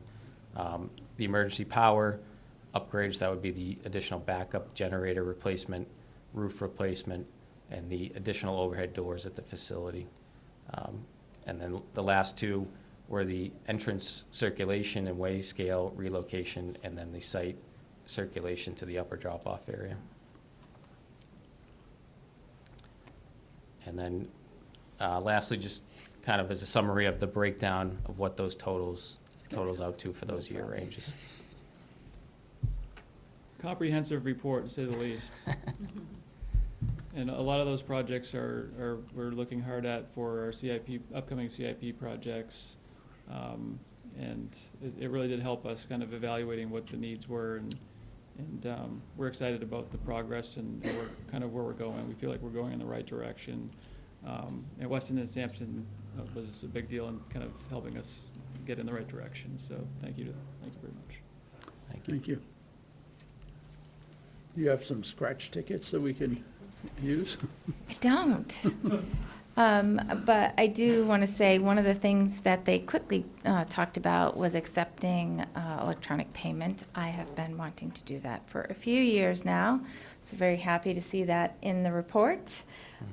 We did do some work at the transfer station to set it up in terms of fiber and connectivity, so I do think we could talk about maybe doing that sooner in the plan. Without doing the entire reconfiguration of the front, which would be more costly. But in addition, Ben, great job getting this done. I think it's really helpful to have this type of information when we're trying to plan for these capital projects into the future. And this is something that hadn't been done for quite some time. Mm-hmm. We need the information. Council, this current and future, will need it to make the decisions. Is there three-phase power on Route 12? Forge Street. Again? There's three-phase power on Forge Street right now. On where? Forge Street. It's a small industrial And road off of Route 12. Because I thought that was part of the problem with the transfer station, with potential solar fields and whatnot. So we would have to pay to extend three-phase to us? Correct. Is that in Correct. your analysis somewhere? 6 to 7. We kind of put it out. Yeah, 6 to 7. That's included in kind of the price of extending it along that. That's kind of part of the reason of the high cost is it is, it isn't right at the street outside of the transfer station. It's down Route 12 a little bit. Right. And we did look at, was there a shorter distance that we could come to the facility, but crossing kind of the woods and the rail trail there just didn't seem feasible. So it would need to come further down Route 12 first, and then down kind of the main entry of the facility. Okay. Good report. We know what we need now. We need to deal with what we can afford, and it's like any other business, we have to make choices. Yeah. Committee? Comments? Public? Any other members of the public? Yes, Councilor Haas.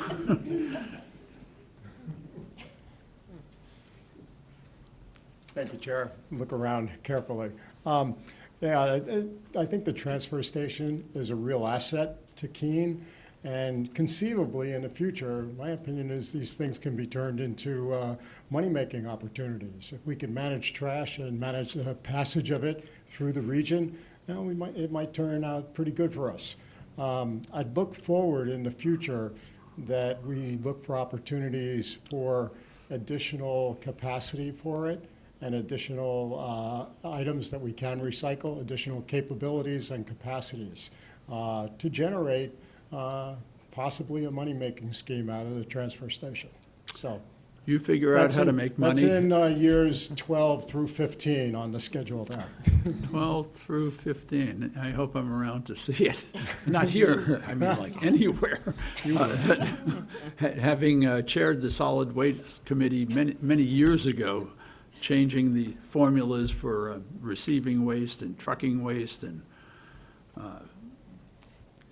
It's a very complex business, and we have to maintain the facility, which is what you have presented us with the information.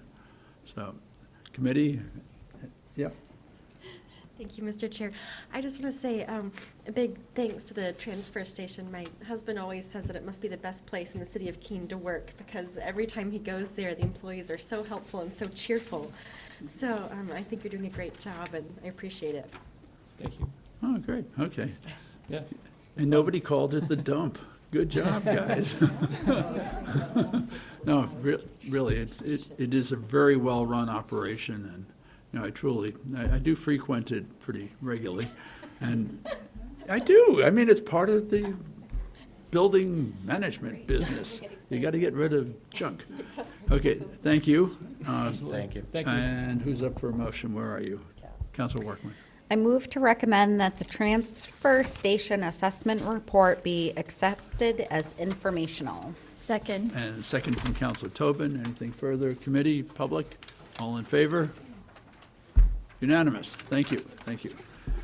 Okay, next up, this is regarding the management of the emerald ash borer infested trees. Our highway operations manager.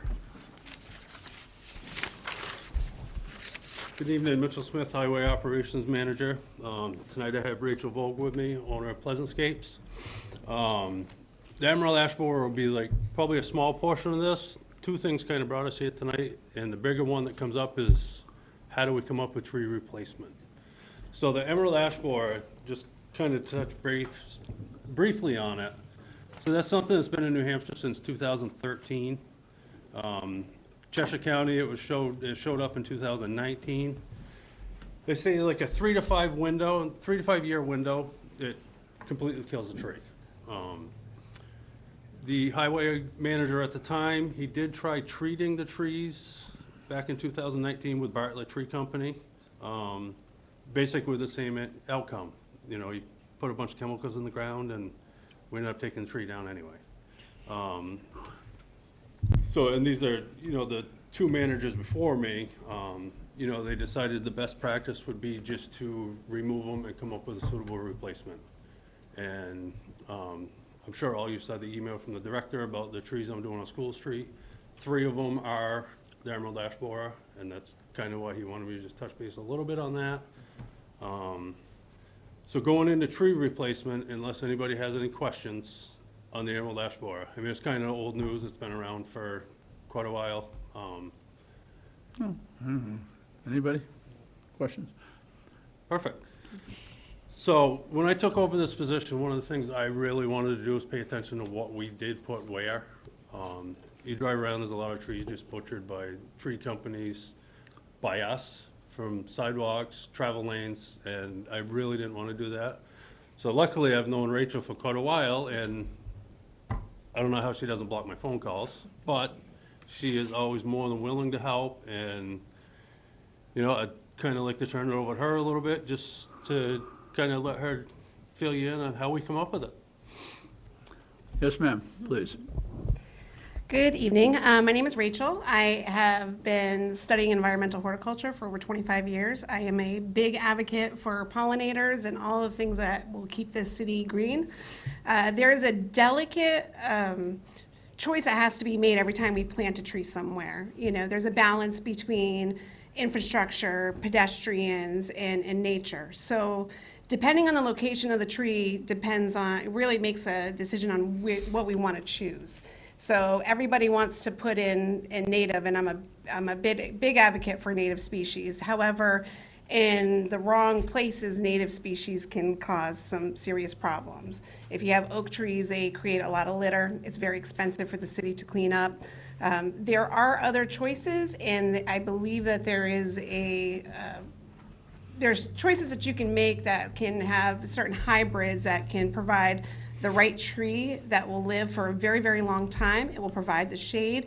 It will provide housing for all of the pollinators. And you can supplement that with flowering trees that will also bring in the pollinators that you want. And in planting anything, we really try to, there's a 10, 20, 30 rule, where you want to not plant the same species down the whole row, as we heard with all the pine trees. So we really strive for diversity, but we also want to make sure that the tree is going to not disturb the infrastructure that we have in place or become a problem with any of the neighbors. So if you have large trees and it's growing over their property, you know, you can drive down any of the city streets and you see big holes in all the trees. So we strive to choose trees that will do really well, that will thrive and will grow quickly to provide the canopy and also provide the necessity. So we do a little bit of native species, but we also choose hybrid species as well that have been proven to be disease resistant. I work with a good friend who is an arborist for the city of Cambridge, so I consult with him constantly on tree choices and what works for him, because he's seen it all and he's been the arborist for 25 years, I believe, at this point. So that's kind of how we choose them. And in replacement of these trees, I would highly recommend doing a hybrid of, there's parkland maples, there's actually a paper bark birch tree that does really, really well, but it's a hybrid. It's very sturdy, it's very strong, it's very vertical. And you can also supplement that down below underneath that canopy with things that are native, such as clethra and sambucus and all these other smaller shrubs that will invite all of the little pollinators that we want to see. So, that helps. Question for you. Sure. Is there a program or some source where homeowners and property owners can purchase these hybrid trees? Well, they can certainly purchase it from us. I am big on education, so I work with all the local schools, Keene, Monadnock, MC Squared, the charter schools, and so we're really big on community education. So we have pamphlets, we have books, we have all kinds of resources for the city of Keene, and I have an incredible staff that would be more than happy to help them and educate them to pick the right tree that will do well. And, well, where do you buy these things? So Rachel's where we buy all of our trees and all of our downtown flowers. Yes, I'm a vendor. Right, she's a vendor for multiple different plants and flowers, I mean, you name it. I'll call you later. And I also, we do also maintain quite a bit of the large commercial properties, the Monadnock Marketplace, we do the food co-op. So we see the impact on picking the right tree for the right place and what it can do, so. Okay. No, you're indirectly answering the question, because planting at Monadnock Marketplace or some big parking lot is not the same as on someone's front lawn on Maple Avenue or something. Correct, yeah. You know, in the narrow grass belts, I mean, there's a lot, every spot's different, which, again, I'll say it again, it's huge having Rachel, in my corner, so. Very good. Okay. Questions, guys? I know that. Committee? Public? Okay, good presentation. Where are we? Move to recommend that Highway Operations Manager's report be accepted as informational. And there's a Second. second from Counselor Ellis. Anything further, committee, public, all in favor? Unanimous. Thank you for your time. Have a good night. Happy spring. Right. It's here.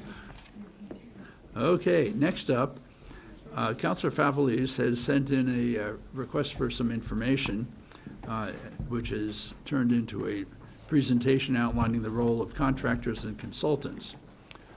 So I think I'll start with Counselor Favelis if you want to address your communication, and then city staff to respond.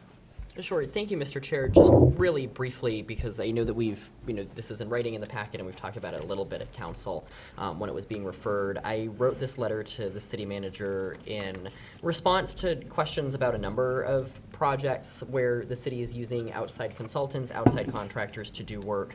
And really the timing of this, it was not a coincidence that this was after we received some news around the downtown project. And my hope tonight is that we can do a couple different things. The first is to get information. I think that Mayor Khan was correct that the council the current council lacks some information about the way that these processes actually play out.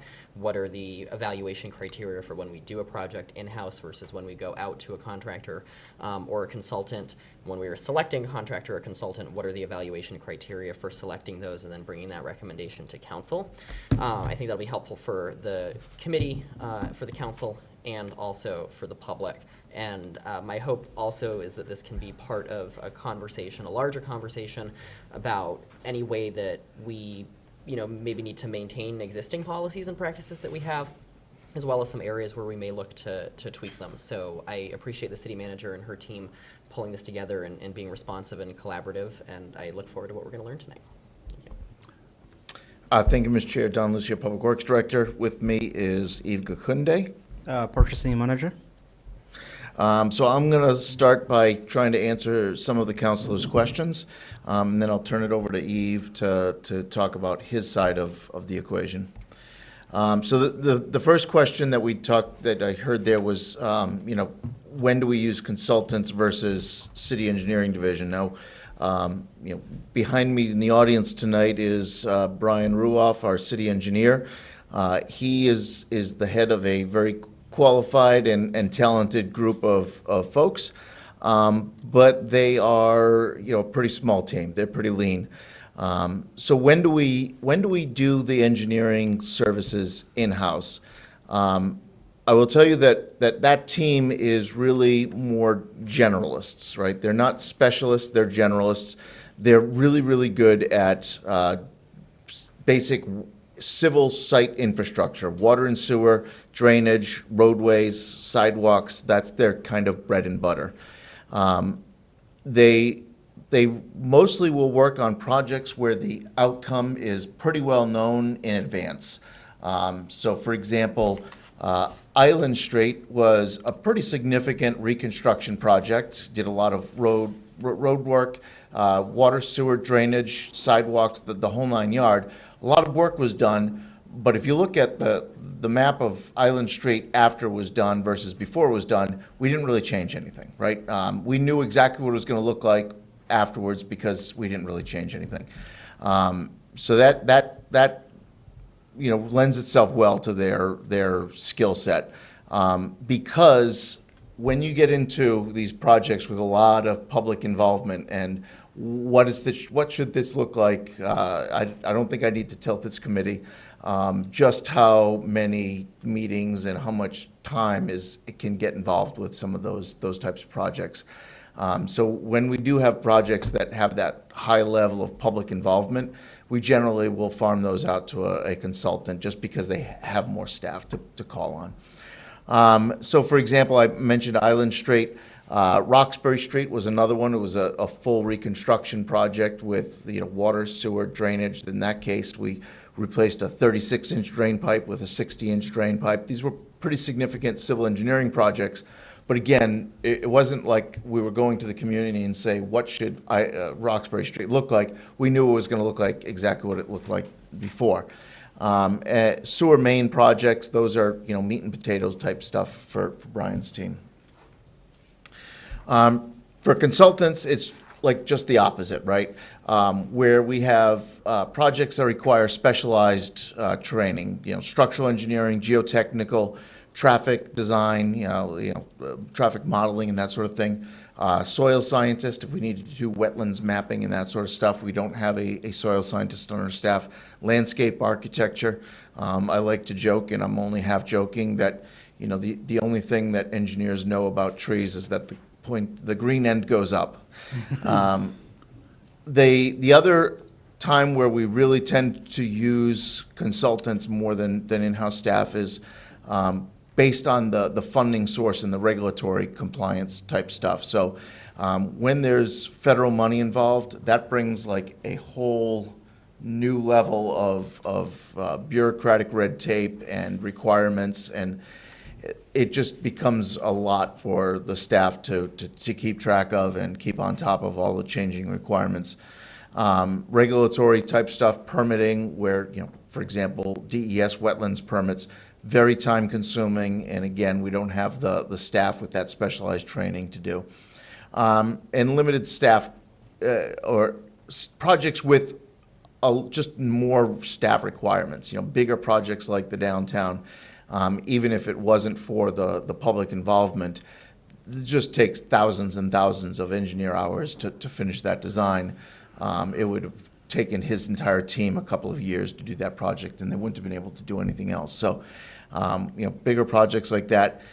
And then, sometimes we do benefit from having sort of a third party take a fresh look at something with a different perspective. And I think that the presentation from Weston Sampson tonight on the transfer station is a good example. We were not surprised by a lot of the things that they found, but by having somebody else come in and look at it, take a fresh perspective, they talked about things like circulation and changes to traffic patterns. So it is good to get a different perspective from time to time. So another question you asked, Counselor, was about consultant selection. Yeah. So almost always we're using a process where we're asking for consultants to provide their bids or their proposals for a project. We have two processes. One's called a request for proposal. The other one's called a request for qualifications, and I'll get into the differences in a second. The selection criteria that we use could vary from one project to another. I think the example I'm showing on this slide is actually from the Robin Hood Park. But they're all very, very similar. So on this one, we said, overall quality of the consultant's qualifications and their understanding of the project, that was worth 20%. Experience of the staff that are assigned to that project was another 15%. Their ability to complete all aspects of the project. A lot of the times that they're going to require different specialties to do everything, and we want to see that that team has all of the specialties that they're going to need to do the project properly. The project's team's federal funded projects experience. So, again, that was an issue with Robin Hood Park where we wanted to make sure that we were able to meet all of the requirements of the grant funds that we got, and we wanted to make sure that they were familiar with those requirements. Previous experience with similar types of projects, and then finally client references. I will tell you, I always consider client references a much lower priority in terms of the evaluation criteria, simply because I don't think anybody's going to give me a reference that isn't going to tell us that they did a good job. So I don't put a lot of stock into it, but it is part of the criteria I think in every case. Now, there's an important note there on the left-hand side. The evaluation can include price, but sometimes it doesn't include price. And specifically, that is the difference really between the RFP and the RFQ. So a request for proposal considers price as one of the criteria. It would be listed in that list of criteria. A request for qualifications may not consider price. That is a federal purchasing requirement. RFPs are really what we use almost all the time unless there's federal funding involved. It's the ideal approach when the outcome is well defined, but how the consultant wants to get there, how they're going to go about reaching our goal for the project varies. We're looking to see that they bring creative ideas to how they bring the project together, how they interact with the public, what ideas they're going to use to get public engagement in the project, that sort of thing. So an example of this would be the tax ditch restoration project, which was bid recently or put out to RFP recently.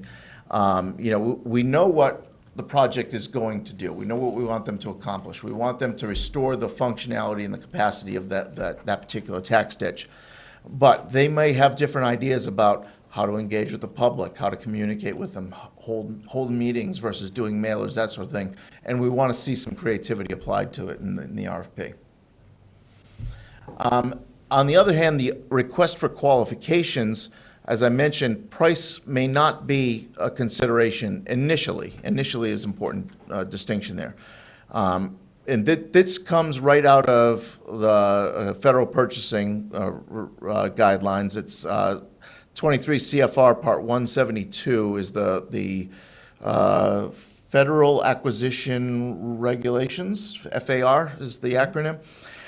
What they say is we must first select the most qualified candidate for the job. And this is really used for engineering and architectural services. So we select the most qualified firm, and then we attempt to negotiate a scope and fee for their services. And it's staged in that order. First, you negotiate the scope. Once you agree, okay, this is the work that needs to be done in order to complete this project, then you negotiate the fee. And there's a process for that. They prepare their estimate of what they think it should cost. Somebody from the city will do what's called an independent governmental estimate. Usually it's the engineering office that will do those. They prepare their estimate, what they think it should cost. Then we show each other our cards, and then we'll negotiate in between the two. Sometimes their estimate is less than the engineer's estimate, and we take their answer, and we're happy with that. Sometimes our estimate is way below, and we try to figure out why aren't we coming up with the same number? You know, where are the discrepancies? Was there a misunderstanding in the scope development? If we can't come to a amicable agreement on a negotiated basis with them in terms of the scope and fee, then we would go to the next most qualified. And that's exactly what happened with the Solar Pavilion recently. You know, we came up, the staff came up with what we thought was the most qualified consultant. We presented that to the committee, and the council decided, well, you know, that's fine, but we don't think they're the most qualified for this project. Okay, so we've now gone back and negotiated with the second most qualified, and that contract is underway. All right, and then before I turn it over, just briefly talk about contractors versus city staff. So here's a lovely picture of Mitchell's team doing some road work. Our guys are great. They really are good at what they do. They are really equipped and best suited for use doing small projects and routine maintenance. So sewer cleaning, fixing hydrants, storm drainage maintenance, asphalt overlays like you see here, simple concrete repairs. You know, if you've got a section of sidewalk where there's a couple of panels that need to be fixed, that's right in their wheelhouse. We are not equipped or really staffed to do big production quantities. You know, we have an excavator. It's a tiny little thing. We don't have a giant machine that can, you know, replace 300 feet of water main a day. We're just not set up for that kind of work. And honestly, it wouldn't be cost effective if we were equipped for that kind of work. We just don't do enough to keep that, you know, equipment moving and productive. They're great at addressing insufficiencies. It's a fun word from state law. Basically, it's a defect with the public highway that is not readily discernible by the traveling public and could create a problem for them. So if we get notified that there's an insufficiency, something that's wrong with the road that could be dangerous, we have a certain period of time under state law to respond to that. They're great at that. You know, we could never get a contractor to respond quickly enough to take care of that, but our guys can get out there. You know, we have a highway guy on call 24/7. And small scope projects, you know, like I mentioned, hydrant repair. We're not going to be able to hire a contractor to come and fix one hydrant that got knocked over by a car crash. Our guys are great at getting out there the next week and getting that taken care of. And then again, you know, contractors are everything that's not that. It's the major reconstruction where there's complicated multiple utilities that have to be phased and sequenced. Scope beyond our capability, you know, the big scopes. If we're looking to accelerate a project schedule and get stuff done very quickly, again, it's just a matter of staffing. And where we have complex workloads, like, you know, we've got a lot of projects going on all at the same time, we just have a lean crew and we just can't get all of it done at once. So So I hope that answers the question as to, how we decide whether to use in-house versus hiring it out. And with that, I will turn it over to Eve to talk about some of the contracting stuff. Thank you, Don. I want to go back quickly to this slide here. Basically, this on the right side of the slide shows our purchasing guideline in terms of professional services contract. Anything that is above 50,000, we have to go out for proposals or bids or requests for qualifications. And when we need the professional services contract that is below 50,000, we require 3 estimates, and the department could seek those estimates, and we don't need to go out for requests for proposals or requests for qualifications. Let me just jump in there and say, in your packet, starting on page 45, there is a copy of our purchasing ordinances that lays out all of the different thresholds. And there's some interesting things in there, like, for example, using cooperative purchasing agreements as a mechanism that we do. Yep. And these slides here shows numbers from for the last 3 years. You will see, for example, in fiscal year 23, we had 5 requests for proposals / qualifications, and we have 5 professional services contract. Where it says professional services contract, those are the ones that I mentioned are below 50,000. So, and then anything above 50,000 will be RFPs, RFQs. And the numbers are kind of consistent, not too many RFPs or RFQs when we need to contract with these firms. I think that's what we have, and take questions if you have questions. Yeah, thank you, Mr. Chair, and thank you to staff for the presentation. I think that I have a comment and then a question. So I think the comment that I have here is that it sounds like there is a robust sort of internal process in place. The question related to that is, so I think one of the things that has been challenging as a counselor coming into a role where, regardless of whether or not the internal processes are decided by council or not, we are who gets the questions. And so this is really helpful in being able to, articulate the why of a decision being made. The evaluation criteria, whether it's 15% here or 10% here, is there a kind of scoring rubric that is produced as a result of that evaluation?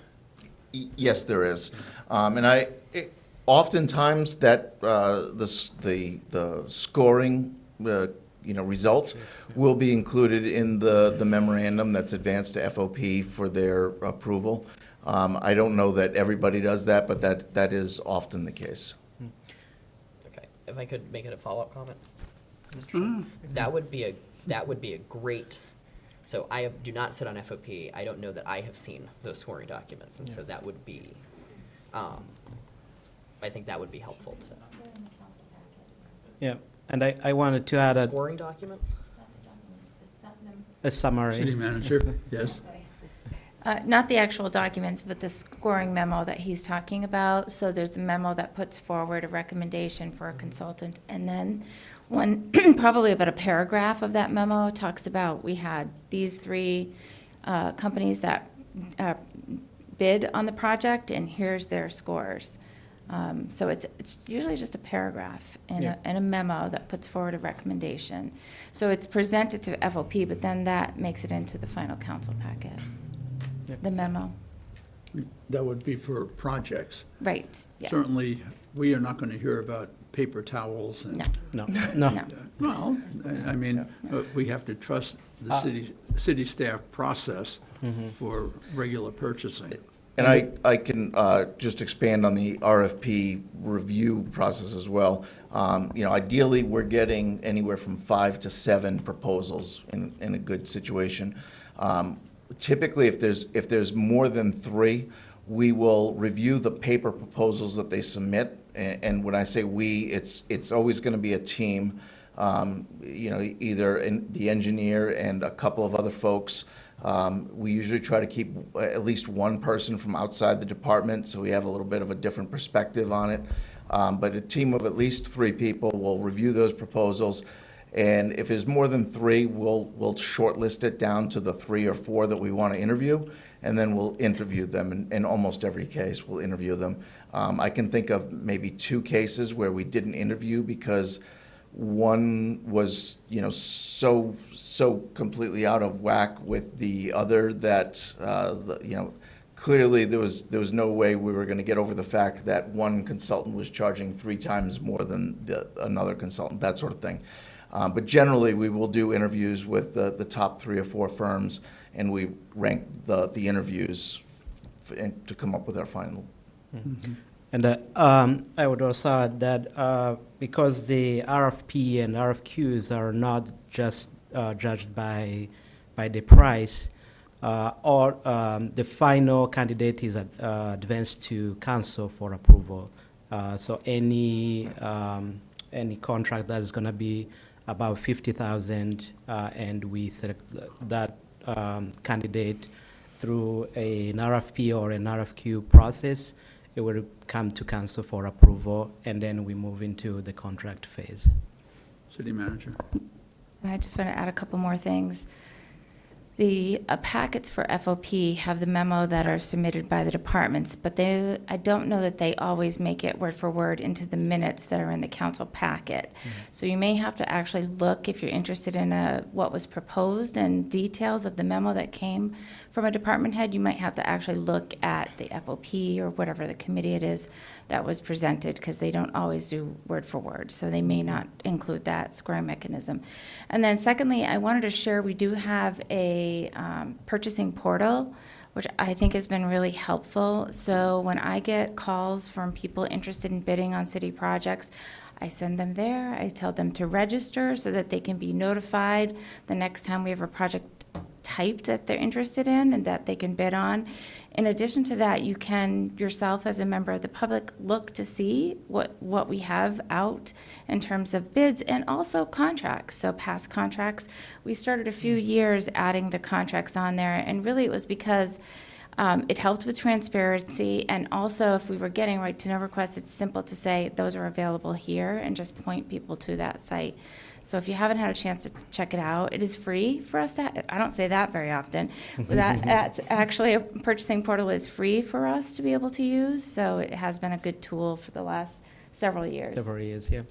And when we post the contracts out, we try to add all the documentation, council approval, council minutes, to make it, everyone who wants to access the information, why did we award this contract, they can see the process we went through. Good. Well, Councilor, all your questions answered? I'm happy. Okay, good. And always, City Manager's office is there, and she can direct you to absolutely spend quality time with the purchasing director. We'll be happy to help. Thank you. Okay, anything further, committee? Councilor Ellis, I think you're up. Move to recommend that the presentation outlining the role of contractors and consultants be accepted as informational. Second. And seconded by Councilor Workman. Anything further from the committee, public? Seeing none, all in favor? That would be unanimous. And you too. No.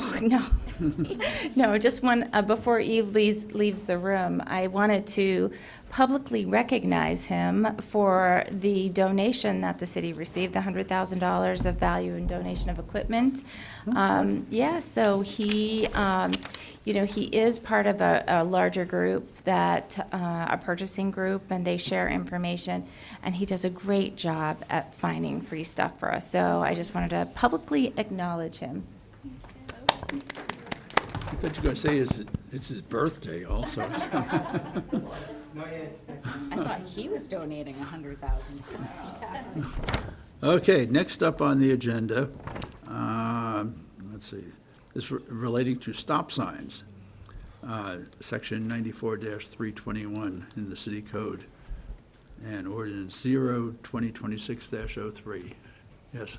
Thank you, Yes, Mr. sir. Chair. For the record, Brian Ruff, City Engineer. I know this is the most anticipated agenda item of the night, so I will get right to it. So essentially, in the implementation of the recommendations identified in Safe Streets for All report, the City Public Works Department is looking to install stop signs that were recommended as part of that report. As part of doing that, the Engineering Division reviewed the 3 locations where added stop signs were recommended as part of the report. 2 of the locations we identified did not meet the warrant. In fact, one we've already met with MSFI about 2 years ago to discuss that intersection, but I'll go more into detail on that in a minute. The one that we are adding and are recommended being add to the city ordinances is Winter Street for northbound traffic at School Street. That was identified in the recommendations. We've reviewed it. There's a limited sight distance for right to the right at that intersection. So we're recommending that a stop sign be added in that location in conjunction with the recommendation.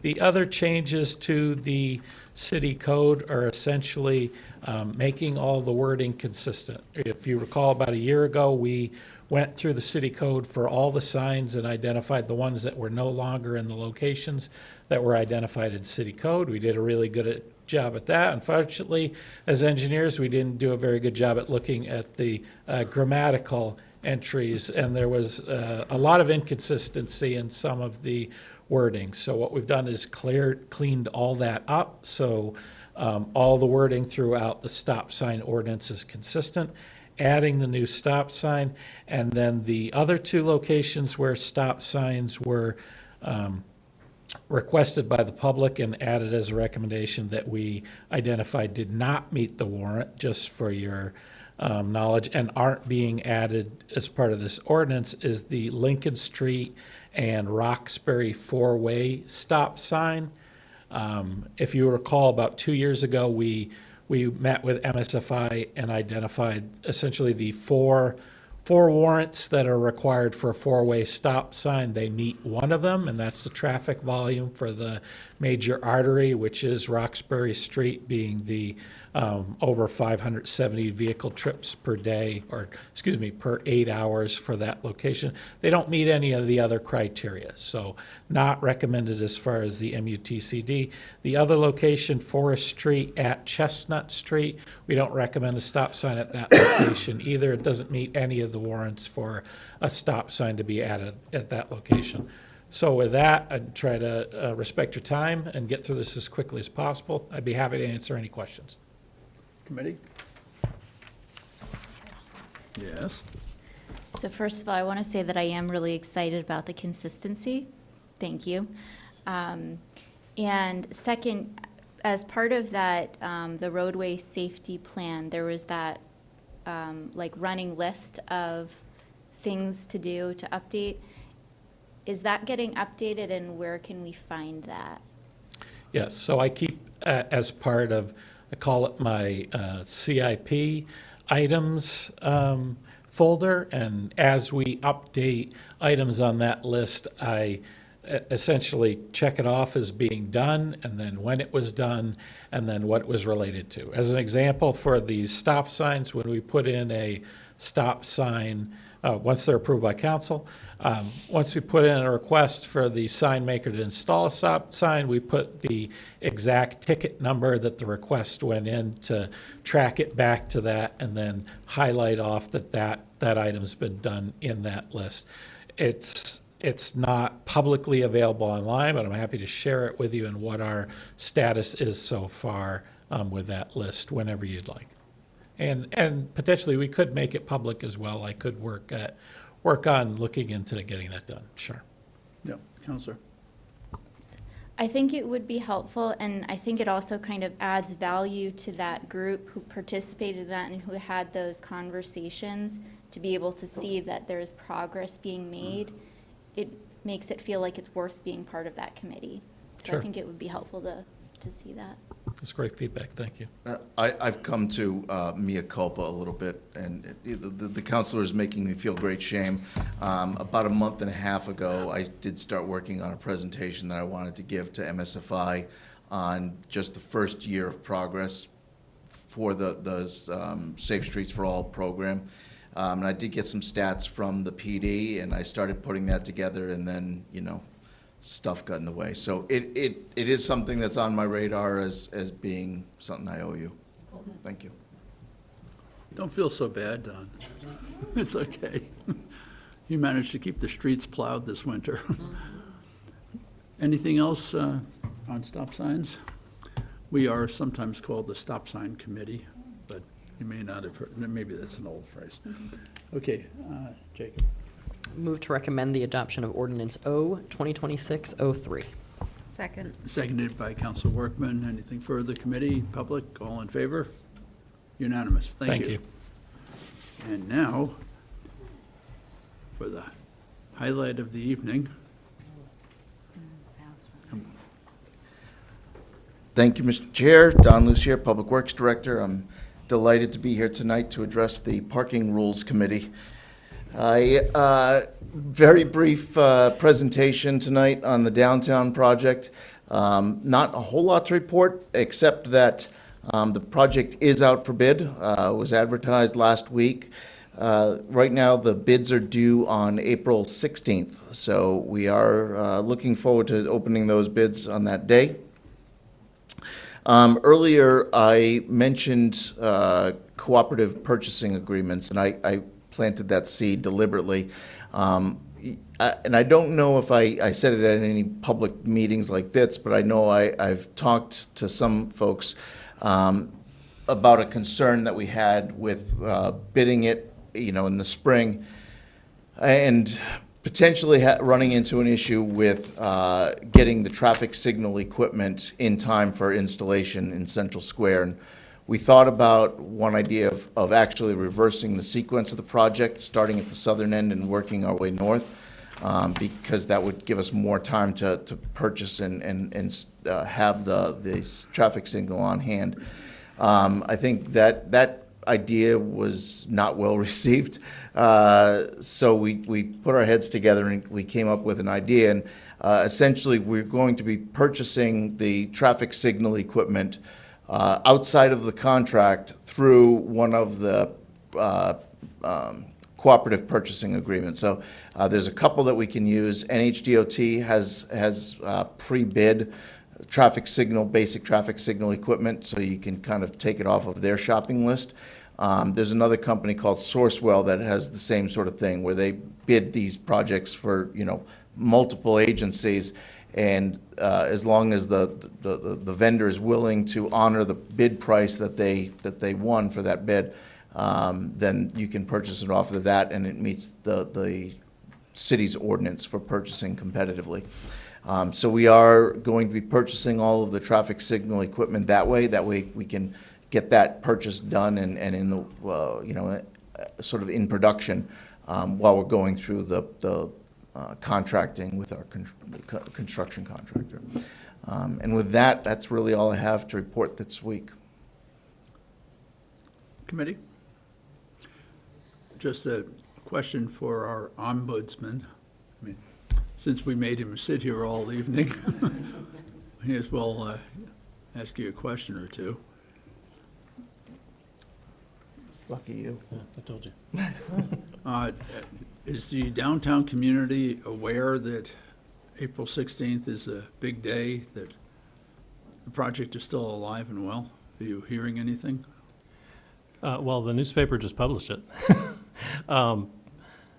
I didn't know the date until this week. I went and asked Mr. Ruoff. I don't really care yeah. about the date, but just the They know- concept that the project is still alive and going to happen this summer, Yes. hopefully. Okay. That was when this committee and then the full council went through everything a few months back. That was by far the biggest question that I got, is this project still happening? Yeah. And there was really only about a week's uncertainty in there before Public Works came up with a plan and brought it to you, and you went forward with it. You know, it's been a pretty easy question to answer. The details about what the project looks like is what people want now. What is the exact phasing? We do have a new phasing plan that we have to start distributing, since we're back to a 3-year plan again. You know, those are the kind of details that people are looking for, and we can't really provide them until, you know, we know who's doing the job, and they come back and, you know, that's the scope of the project part that they were talking about during that bidding presentation. That's the information people really want now. So, you know, to a degree, we're in a holding pattern on that. All right, well, Other than that, partially- I've been busy playing whack-a-mole as new businesses open up, and I have to go introduce Well, myself to them, and, you know, which is a good thing, but, Yeah. you know, in fact, I discovered one while I was going through today, trying to catch up with some of the people that I haven't had a chance to talk to recently. I stumbled across the arcade down on Lower Main, and I knew that they were opening, but I didn't realize that they were within the footprint, so an opportunity to go in and meet them and introduce myself, but that has been happening frequently, where businesses open and I didn't even know they were there yet. Got to keep looking around. Okay, yes, Council Tobin. Sorry, just in response to that, I did run into someone, a business owner, a couple of weeks ago who was not clear what was going on, when it would, like, if it was starting, not an exact date, but they were a little confused. They would have been outside of the immediate footprint, but right outside. So I'm not sure how that is working. I guess in terms of, say, traffic is definitely, whether or not traffic can come through is definitely going to affect their business. So just some of the areas right off of Main Street, are we checking in with them, I guess? Part of the reason for asking you to come forward in this whole conversation is just to get the media to pick up on, yes, this is coming, because as soon as April 16th becomes reality, I don't want to hear, I didn't know anything about it. And surely we will. So good luck. Get some rest, because prime time's coming. Yeah, to address what Councilor Tobin just said, I have tried to go about a block off of off of the footprint in every direction, but not much further than that, just because, I mean, I could go forever. Of course. Yeah, I'd have to put a limit on where I'm going to a degree, but there is also the email notification system that everybody can sign up for, and I do encourage people to do that. It's right on the front page of the city's website. There's one of the categories you can sign up for is specifically the downtown construction project. I think it's called Downtown Businesses and Residents Construction Information. Good. Anything further, committee? Where are you? Counselor? I move to recommend that the downtown infrastructure project update be accepted as informational. Second. And seconded by Counselor Tobin. Anything further? All in favor? Thank you. And with that, I believe we have concluded our agenda. I thank the staff that came, public that came, and committee, of course. And we are adjourned. Good night.